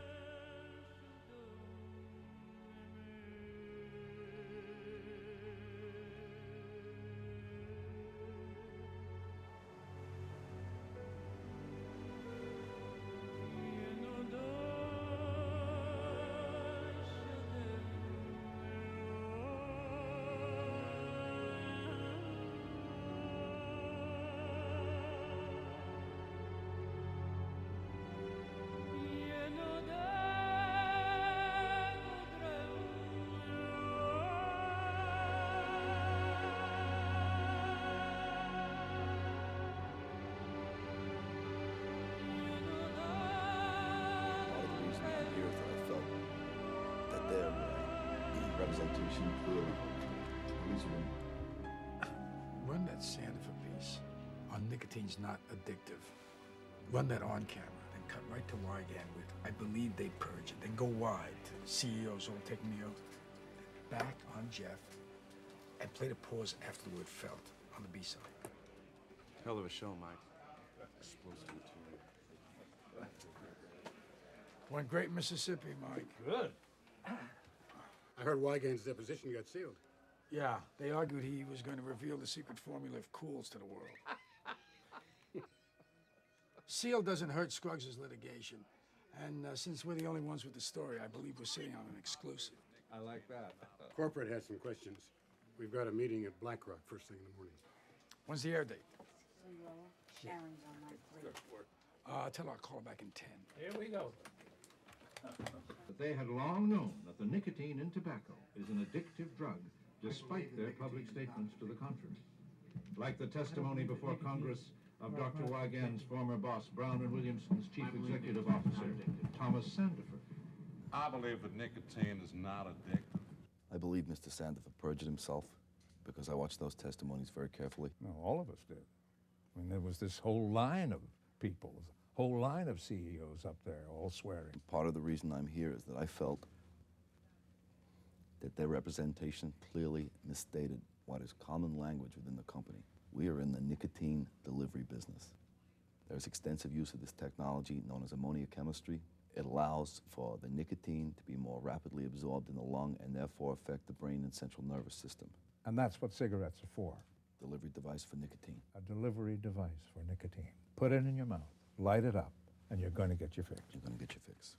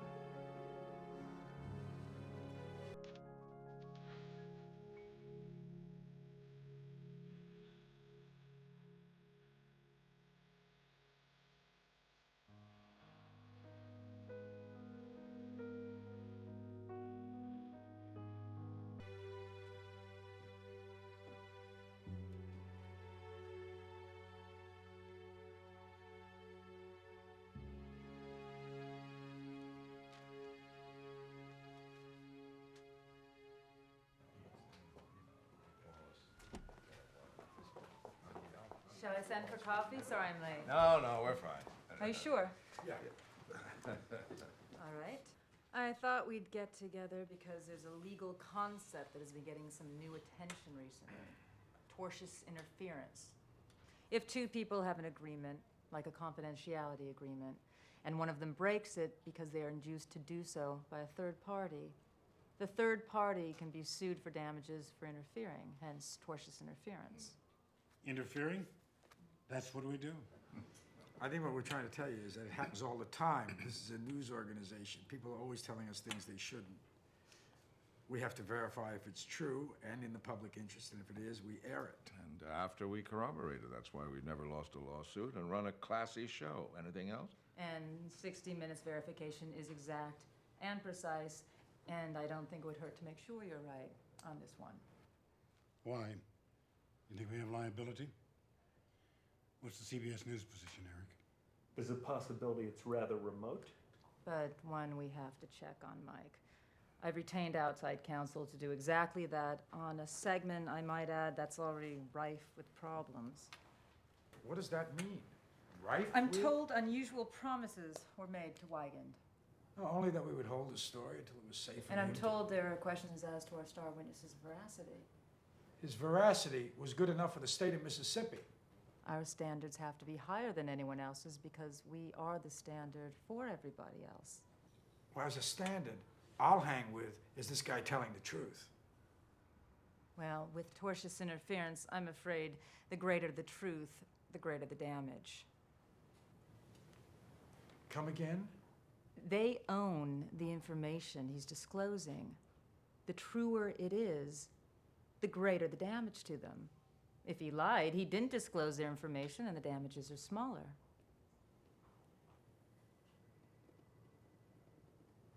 Is this Alice in Wonderland? You said on this one. What about this one? If this holds up, and it very well may not, Mike, but if it did, and we aired this segment, and CBS was sued by Brown and Williamson, I think we could be a grave risk. How grave? Well, at the end of the day, because of your segment, the Brown and Williamson Tobacco Company could own CBS. You know, I am sorry, but I'm due upstairs. Is CBS corporate telling CBS News, do not go to air with this story? You're getting ahead of yourself. We're all in this together. We're all CBS. We'll find out soon. Thank you, gentlemen.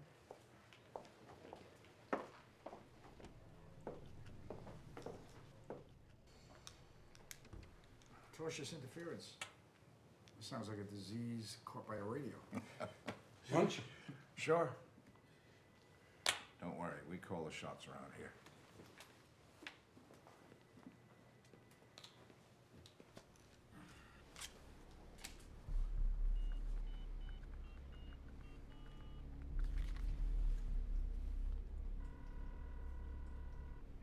Debbie, it's me.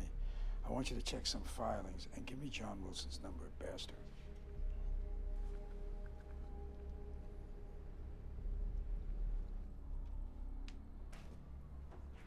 What now?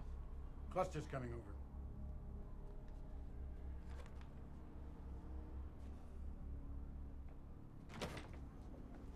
Hello, Lowell. Mike. Don. There has been so much soul searching about this Wigand. I've decided we should cut an alternate version of the show without his interview. So what happened to Ms. Caparelli's checking with outside counsel first, all that crap? That's happening. And hopefully we won't have to use the alternate, but we should have it in the can. I'm not touching my film. I'm afraid you are. No, I'm not. We're doing this with or without you, Lowell. If you like, I can assign another producer to edit your show. Well, since when has the paragon of investigative journalism allowed lawyers to determine the news content on 60 Minutes? It's an alternate version. So what if we have an alternate version? And I don't think her being cautious is so damned unreasonable.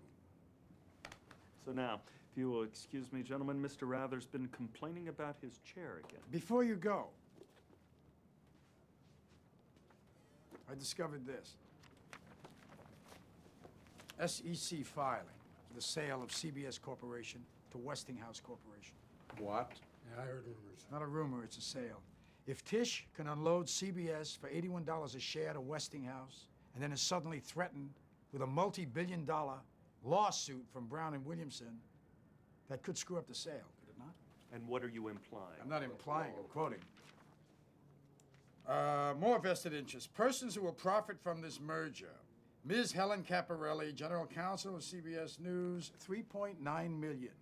Mr. Eric Cluster, President of CBS News, $1.4 million. Are you suggesting that she and Eric are influenced by money? Oh, no, of course they're not influenced by money. They work for free. And you are a volunteer executive producer. CBS does not do that. And you're questioning our journalistic integrity. No, I'm questioning your hearing. You hear reasonable and tortious interference. I hear potential Brown and Williamson lawsuit jeopardizing the sale of CBS to Westinghouse. I hear shut the segment down, cut Wigand loose, obey orders, and fuck off. That's what I hear. You're exaggerating. I am?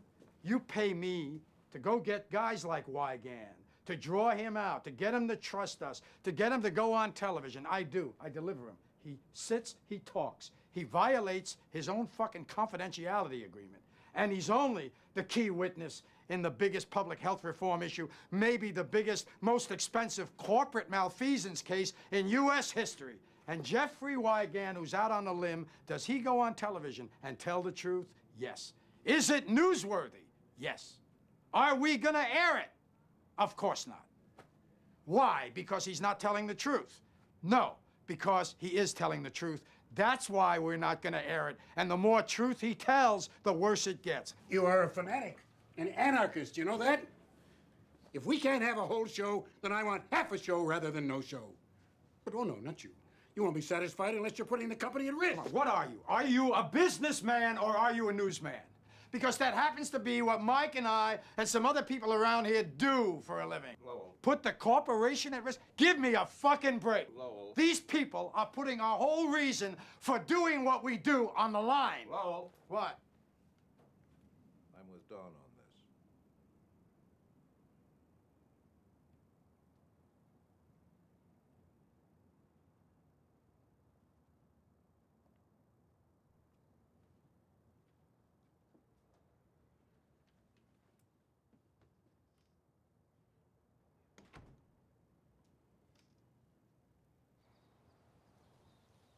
What's wrong? They're killing the Wigand interview. What? They're pretending it's process. It's bullshit. It's poor guy. What are you gonna do?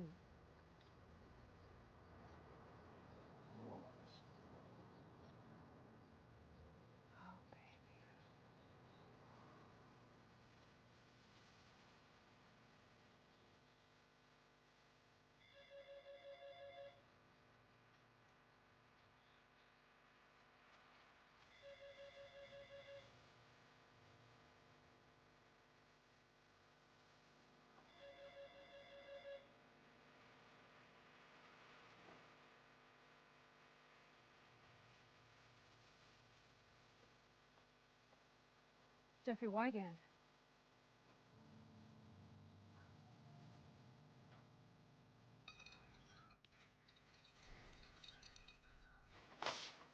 Jeffrey. How are you? How's the family, okay? There is no family. What do you mean there is no family? Leanne has filed for divorce. And so I moved out. I see the girls a couple of days a week. Where are you staying? Our favorite hotel, honey. I checked into room 930. Odd choice, huh?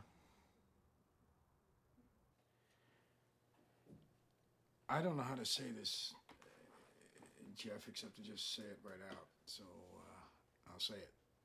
They do not want to air it. What? B&W may have threatened litigation.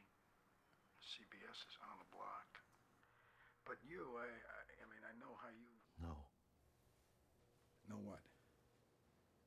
I do not think that you know for me what it is to walk in my shoes. For my kids to have seen it. For them to know why I put them through what I did. The public airing of that, the testament to why I did what I did, you're telling me is not going to see the light of day. Jeff?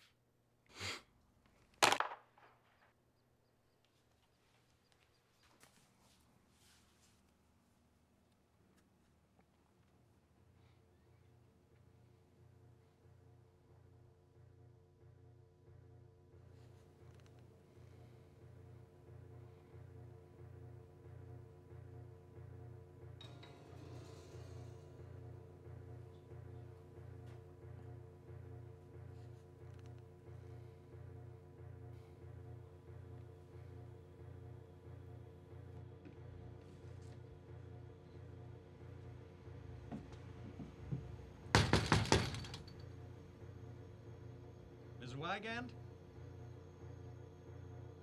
hasn't been Mrs. Wigand for some time? Well, I'm an investigator, and I was wondering if I could ask you a couple of questions about that.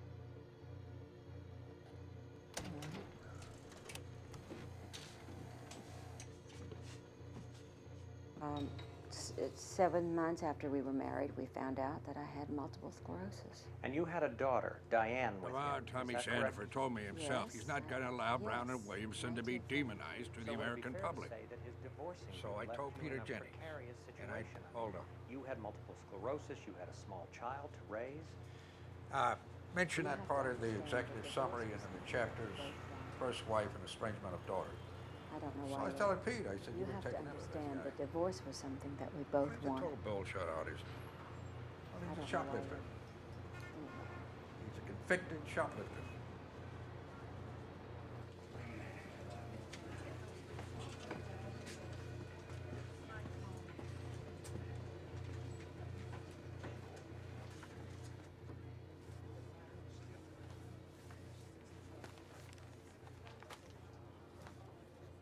So, what are you going to do?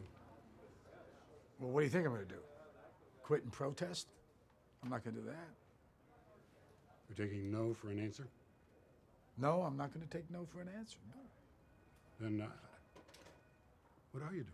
I'm staying right here, doing my job, fighting to get my show on the air. You don't like it? Hey, I tell you what, fire my ass. End up in a high-profile lawsuit with Lowell, the First Amendment martyr? I don't think so. Take a look at this. This is a summary of a dossier that's being prepared. He will lie about his whole life. Who's going to believe him about anything he says? The Wall Street Journal is doing a major story, and I think the Post backed the wrong horse. The version without the interview is going to air the week after next.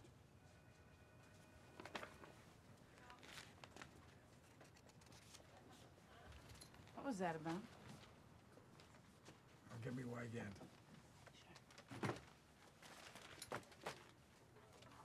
Fuck is this? Fuck! You never told me you were married before, that you had a daughter. Well, how is that any of your business? That is not something that you people need to know. Oh, you know what we do or do not need to know. Since when have you become a media expert? What do you want to do, Lo? Look at my ass, too? Oh, my God. Not even on this anymore. What do you care? Jeff, wake the fuck up. Everybody is on the line here. If they catch you in a lie, they can paint everything with that brush. You understand? Everything you say. I told the truth. Everything you say. And I can't defend you, man, with one hand tied behind my back because you keep from me what they can discover. And they will discover everything. Believe me. I was young. Confused. We didn't handle it the right way. She sued you for back payments of child support? She did not sue me. We had a dispute over money. I settled it. She dropped the complaint.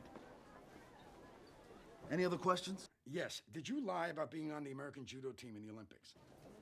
What? Some public relations guy got hold of a tape of an interview where you're saying you were on the American judo team in the Olympics.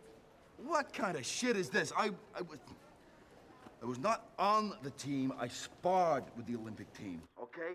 All right. ABC Telemarketing Company? ABC? ABC Telemarketing Company. The can opener. A $39.95 can opener. I canceled payment. It was junk. You ever bounce a check, Lowell? You ever look at another woman's tits? You ever cheat a little on your taxes? Whose life, if you look at it under a microscope, doesn't have any flaws? Well, that's the whole point, Jeffrey. That's the whole point. Anyone's, everyone's. They are going to look under every rock, dig up every flaw, every mistake you've ever made. They are going to distort and exaggerate everything you've ever done, man. Don't you understand? What does this have to do with my testimony? That's not What the does it point. have to do with my testimony? I told the truth. It's not about telling the true truth. and provable. That's not the fucking point, whether you told the truth or not. Hello? I told the truth. I told the truth. I gotta teach class. I gotta go. I gotta teach class. And I gotta refute every fucking accusation made in this report before the Wall Street Journal runs. I am trying to protect you, man. Well, I hope you improve your batting average.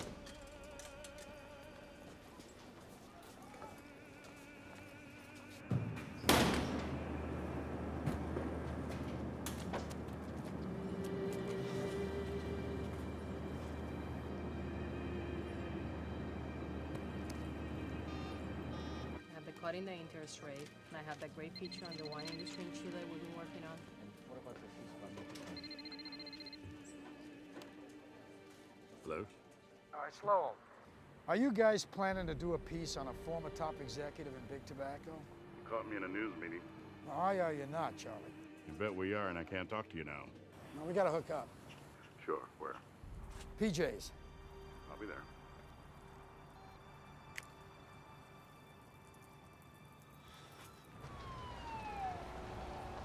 Yeah, I got it. 500 pages of it. They looked in every corner of this guy's life, from a spousal abuse charge to shoplifting to a traffic ticket he got once for running a red light. It's Terry Lensner's outfit, IGI.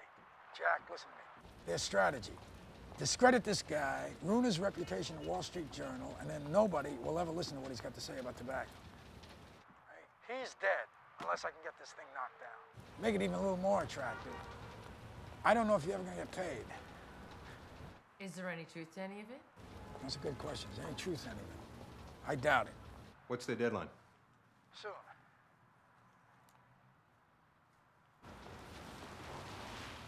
Fax me the summary. That's great, Jack.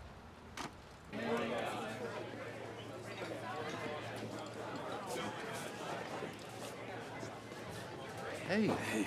How are you? Jim. Hey, listen, I hear you guys are sitting on something sensational.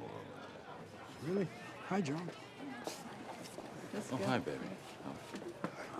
Catch you later. Okay, take care. See you. When's your deadline? Monday. Push it. What? Forget it. It's a smear campaign, Charlie. It's drawn from a selectively circulated. Oh, it's real selective. About as hard to get hold of as the Manhattan phone book. Well, it's authoritative and was overwhelmingly documented. And it's bullshit. And if I'm right, are you going to put the Journal's reputation behind a story that's going to blow up in your face? I'll take a look at what you got, but I'm not moving any deadlines because you say so.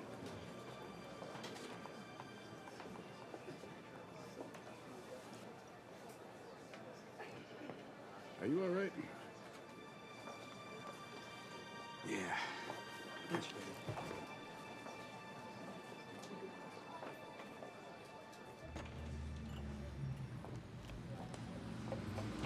Officer Moravchik?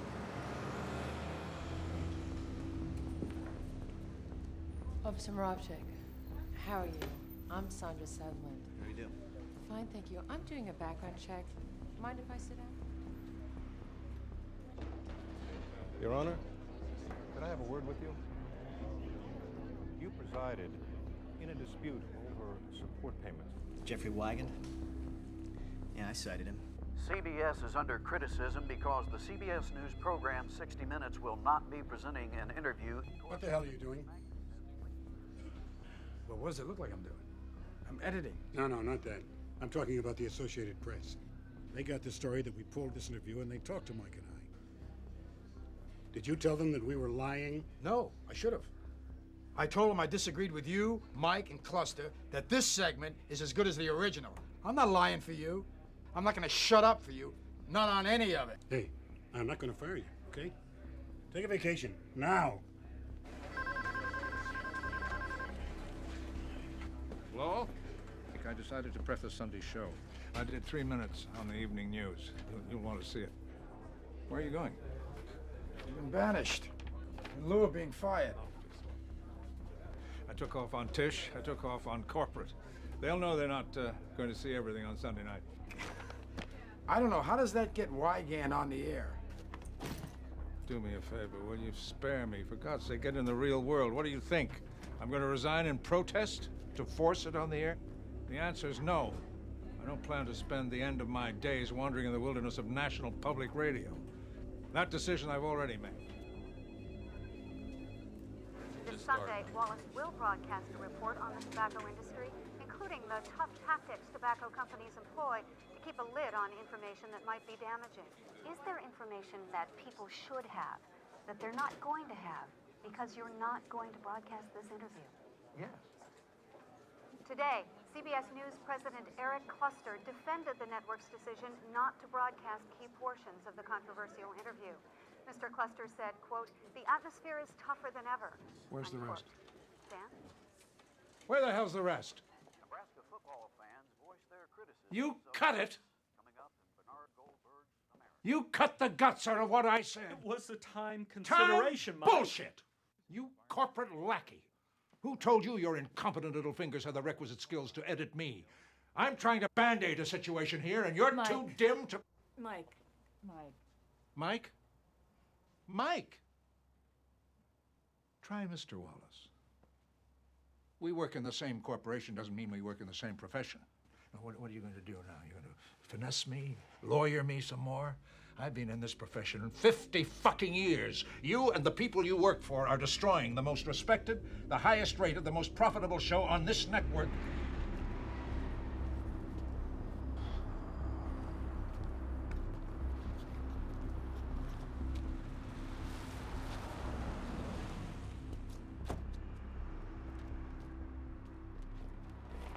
Here. These are their leads, their sources. I want you to have your reporters Wang and Milo Guyland. have them make their own calls. They'll find that these sources have a different story than the one that's in the dossier. Push the deadline, Charlie.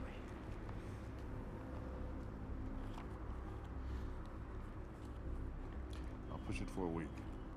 Let Milo and Sue go through it.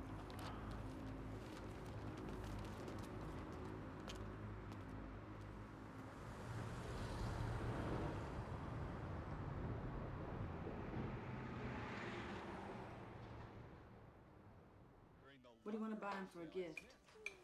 He's into kind of little cars that, That remote control thing? yeah. All right, we'll go do that tomorrow.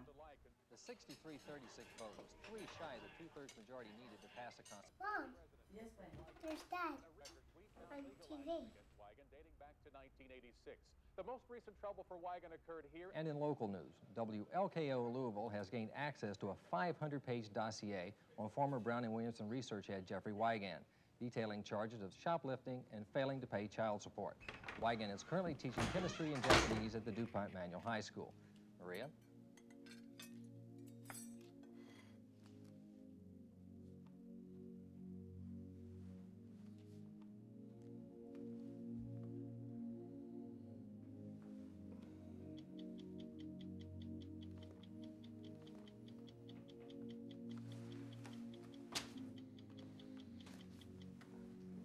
Thousands of documents from inside the tobacco industry have surfaced over the past year.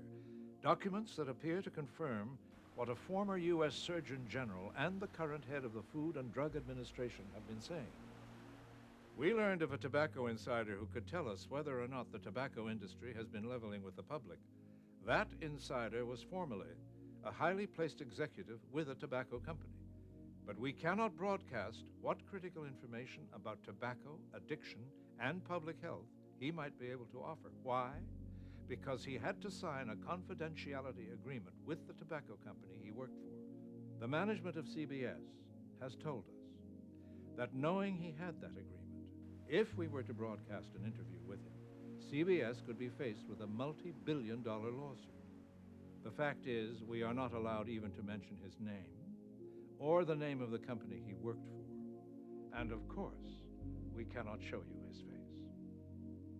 And your confidentiality agreement with is still in force? Yes, it is. So what are they going to do? Sue you for making this appearance? I would bet on it. The former executive has reason to bet on being sued for major cigarette manufacturers.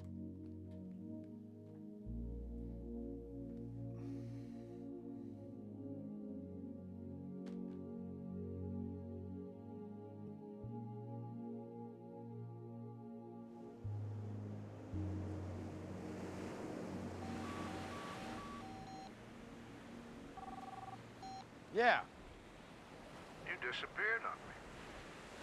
How long you staying? I disappeared on you? All right, what did you think? I think it was a disgrace.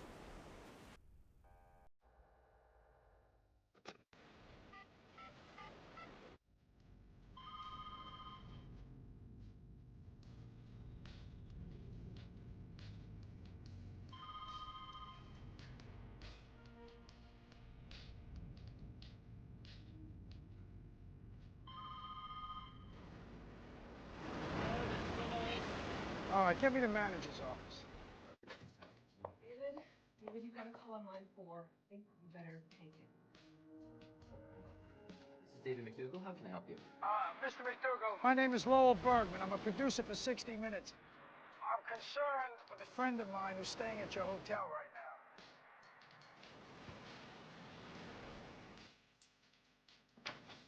now. Mr. Wigand? Mr. Wigand?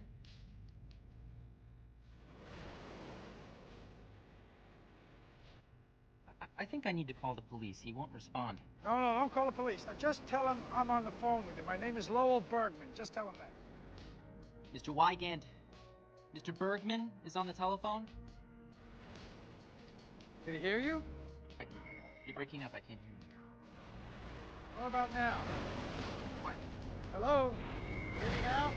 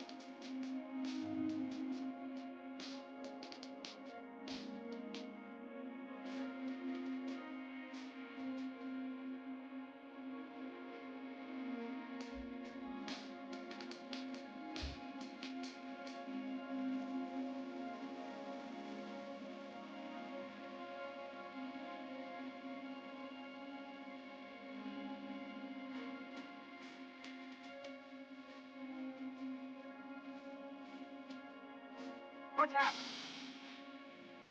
He doesn't seem to be listening. All right. Now listen to me. I want you to tell him in these words. Get on the fucking phone. I can't say that. No, you can't. Tell him to get on the fucking phone. He told me to tell you to get on the fucking phone.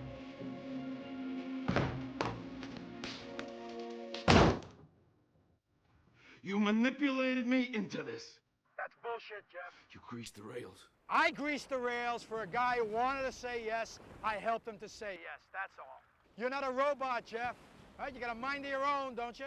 Up to you, Jeffrey. That's the power you have, Jeffrey. Vital insider information the American public need to know. Lowell Bergman, the hotshot who never met a source he couldn't turn around. I fought for you, and I still fight for you. You fought for me? You manipulated me into where I am now. Staring at the Brown and Williamson building. It's all dark except the 10th floor. That's the legal department. That's where they fuck with my life.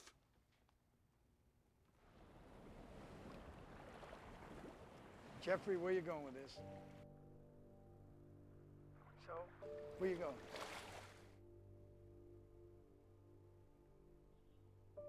You are important to a lot of people, Jeffrey.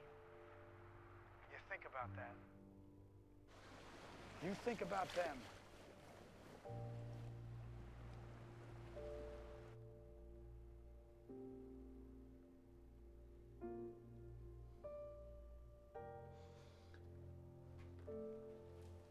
I'm running out of heroes, man. Guys like you are in short supply.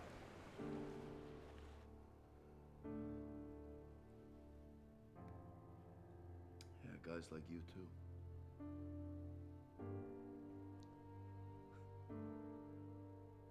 Where are you anyway? I'm on a leave of absence. Forced vacation. We could try and have a good time. Yeah. Yeah, I will.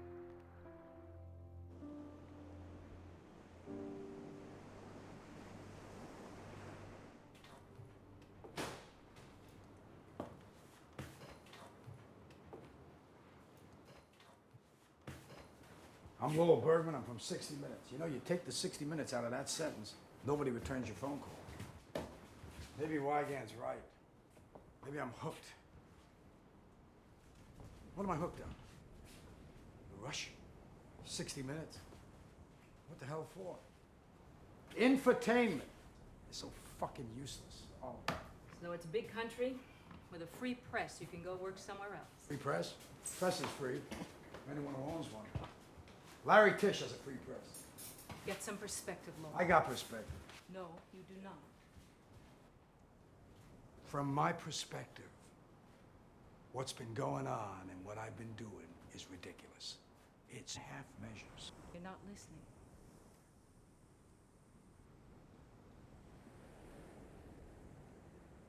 Really know what you're gonna do before you do it.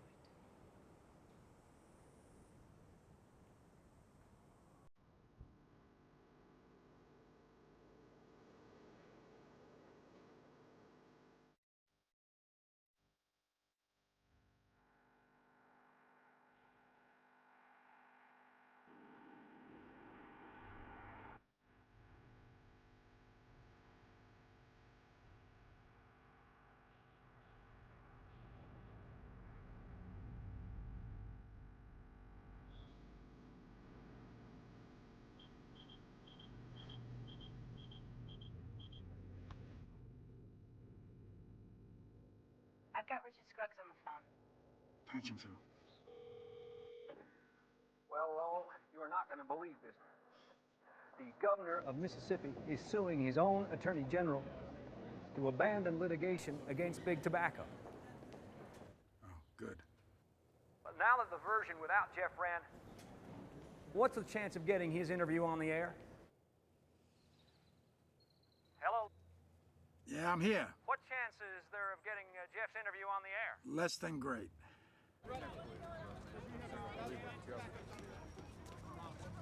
I'd be lying to you if I did not tell you how important it was in the court of public opinion.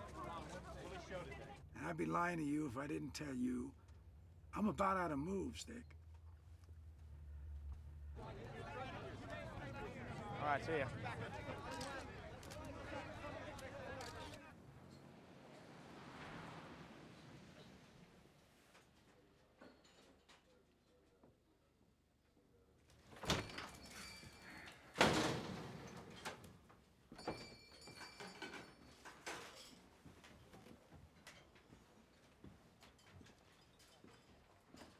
Hey.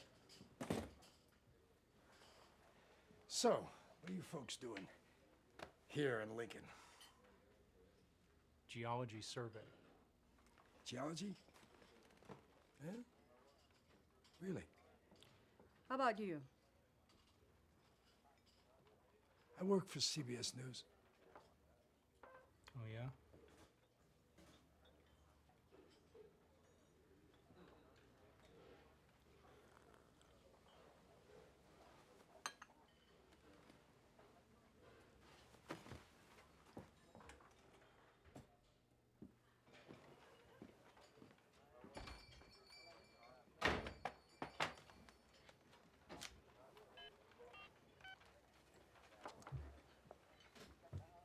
Just ran into two of your geologists.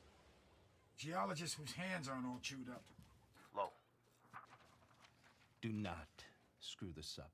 We are a week away from an arrest. So I'll hold it. And? We'll give you a heads up before we launch. How long? 3 hours. You got a deal.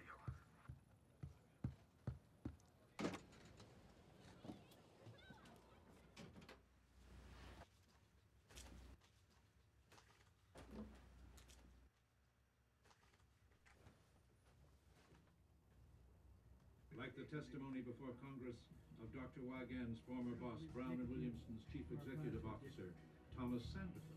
I believe that nicotine is not addictive. I believe Mr. Sandifer perjured himself because I watched those testimonies very carefully. All of us did. And there was this whole line of people, whole line of CEOs up there, all swearing. Part of the reason I'm here is that I felt that they're representatives.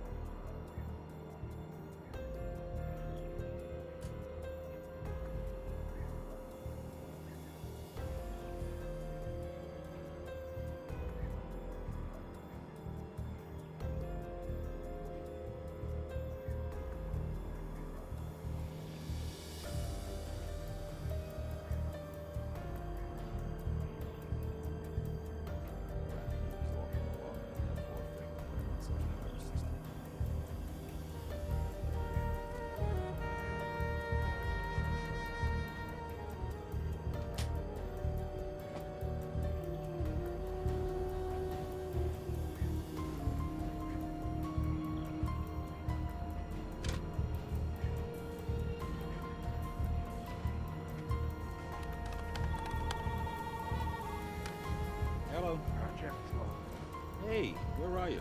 Remember that night at PJ's? You asked me if we were sitting on something explosive. Well, we're not sitting on it.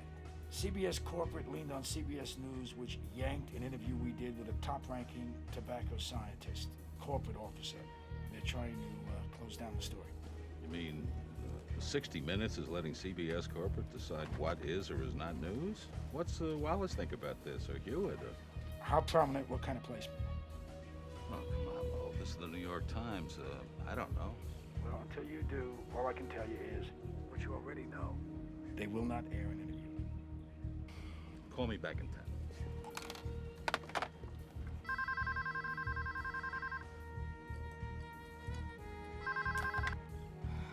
Hello? Debbie, it's me. Hi. What time is it? Oh, it's late. That I know. When are you coming back? I can't get out of here till mid-morning. I'll be in tomorrow night. Listen, could you come on up to Mississippi? Okay, hold on a second. What is it?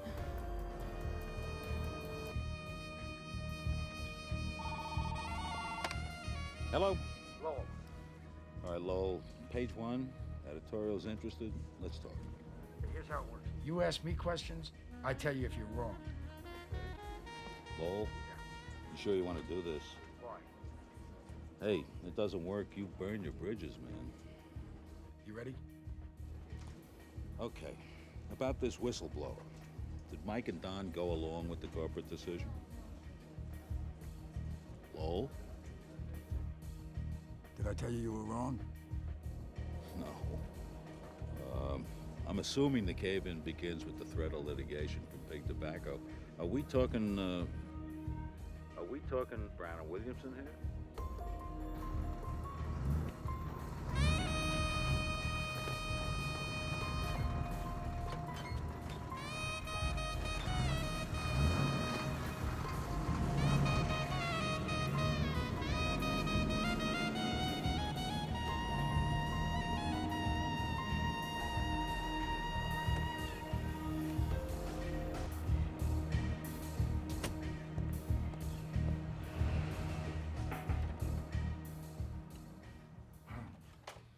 Get you up? No, I usually sit around my hotel room dressed like this at 5:30 in the morning. Sleepy look on my face. How many shows have we done? Huh? Come on. How many? Oh, lots. That's right. But in all that time, Mike, did you ever get off a plane, walk into a room, and find that a source for a story changed his mind? Lost his heart? Walked out on us? Not one fucking time. You wanna know why? I see a rhetorical question on the horizon. I'm gonna tell you why. Because when I tell someone I'm gonna do something, I deliver. Oh, how fortunate I am to have Lowell Bergman's moral tutelage to point me down the shining path, to show me the way. Mike. Give me a break. Now, you give me a break. I never left a source hung out to dry, ever. Abandoned. Not till right fucking now. When I came on this job, I came with my word intact. I'm gonna leave with my word intact. Fuck the rules of the game. Hell, you're supposed to know me, Mike. What the hell did you expect? You expect me to lie down? Back off? What, get over it? In the real world, when you get to where I am, there are other considerations. Like what? Corporate responsibility? Are we talking celebrity here? I'm not talking celebrity, Vanity, CBS. I'm talking about when you're near the end of your life and the beginning. And what do you think about then? The future? In the future, I'm going to do this, become that? What future? No. What you think is, how will I be regarded in the end, after I'm gone? Oh, along the way, I suppose I made some minor impact. I did Iran-gate and the Ayatollah, Malcolm X, Martin Luther King, Saddam, Sadat, etc., etc. I showed them thieves in suits. I spent a lifetime building all that. But history only remembers most what you did last. And should that be fronting a segment that allowed a tobacco giant to crash this network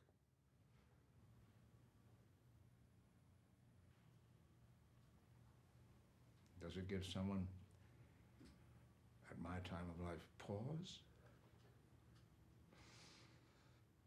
Yeah.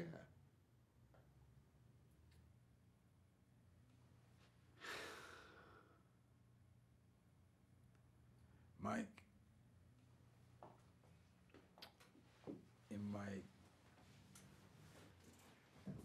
You and I have been doing this together for 14 years. This is today's New York Times. In it is the whole sordid story of what went on inside our shop. And in the editorial, it accuses us of betraying the legacy of Edward R. Murrow.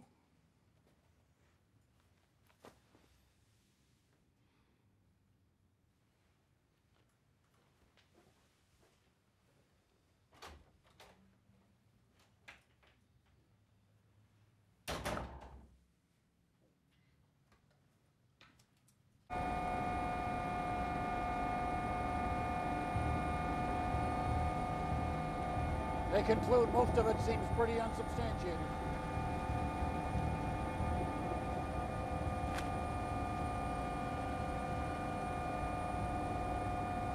Good fellow shit, Jim.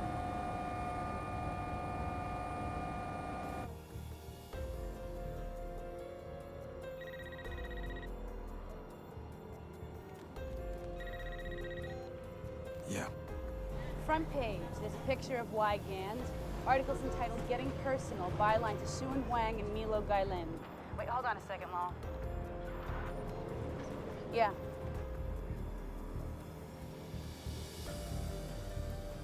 Yeah, sure, I'll see if I can find them.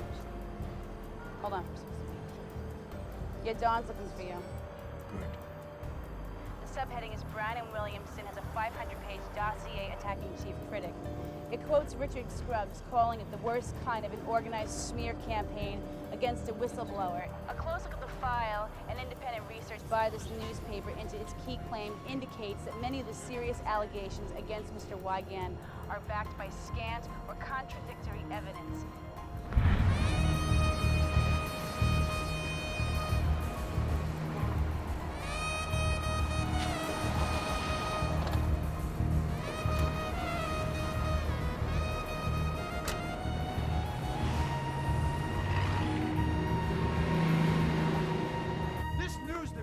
Has been vilified in the New York Times, in print, on television, for caving to corporate interests. New York Times ran a blow-by-blow of what we talked about behind closed doors. You fucked us. No, you fucked you. Don't invert stuff. Big Tobacco tried to smear Wigand. You bought it. The Wall Street Journal, here, not exactly a bastion of anti-capitalist sentiment, refutes Big Tobacco's smear campaign as the lowest form of character assassination. And now, even now, when every word of what Wigand has said on our show is printed, the entire deposition of his testimony in a court of law in the state of Mississippi, the cat totally out of the bag, you're still standing here debating. Don, what the hell else do you need? Mike, you tell him. You fucked up, Don.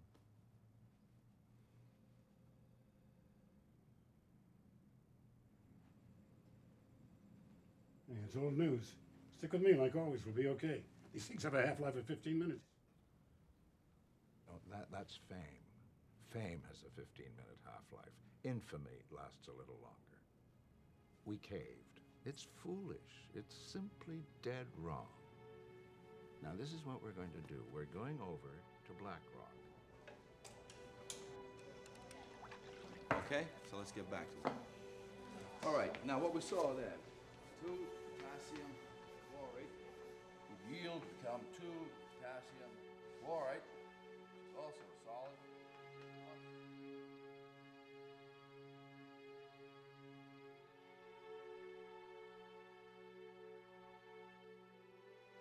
They canceled at 6 o'clock.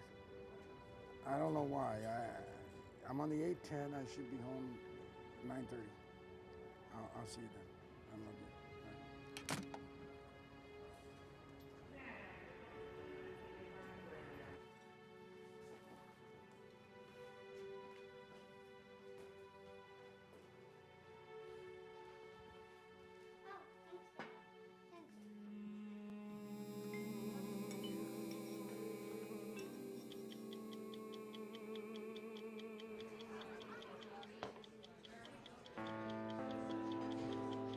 CBS management wouldn't let us broadcast our original story and our interview with Jeffrey Wigand because they were worried about the possibility of a multi-billion-dollar lawsuit against us for tortious interference. But now things have changed. What Dr. Wigand told us was that his...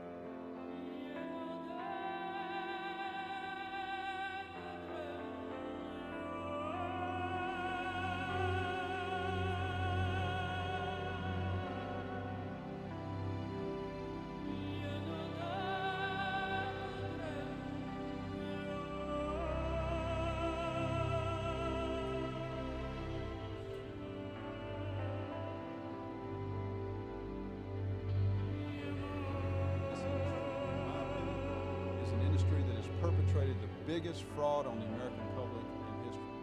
It killed millions of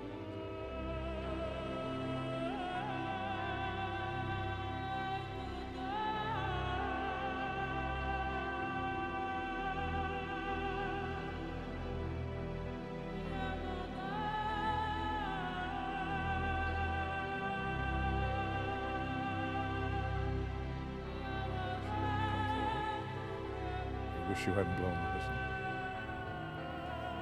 Yeah, there are times I wish I hadn't done it. There are times I feel compelled to do it. If you ask me, would I do it again? Do I think it's worth it? Yeah, I think it's worth it.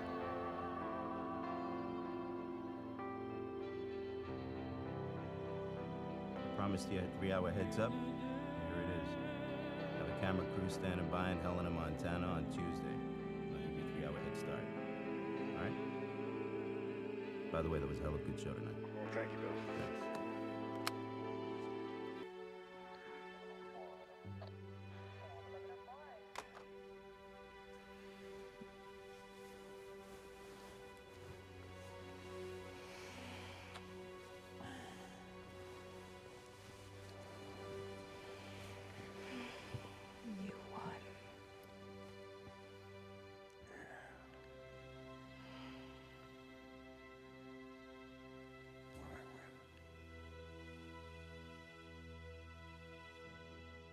Reporting from CBS News World Headquarters in New York, good afternoon.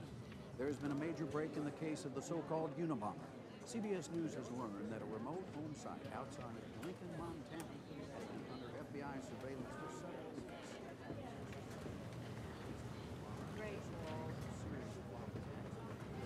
Three people and 23 others in the country occurred earlier this year. Thanks for this. You know, we beat everybody. ABC, NBC, CNN.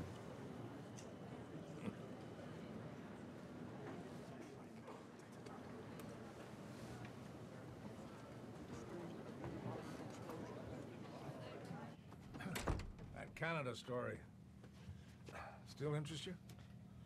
Everything interests me. I quit, Mike. Bullshit. Come on. It all worked out. You came out okay in the end?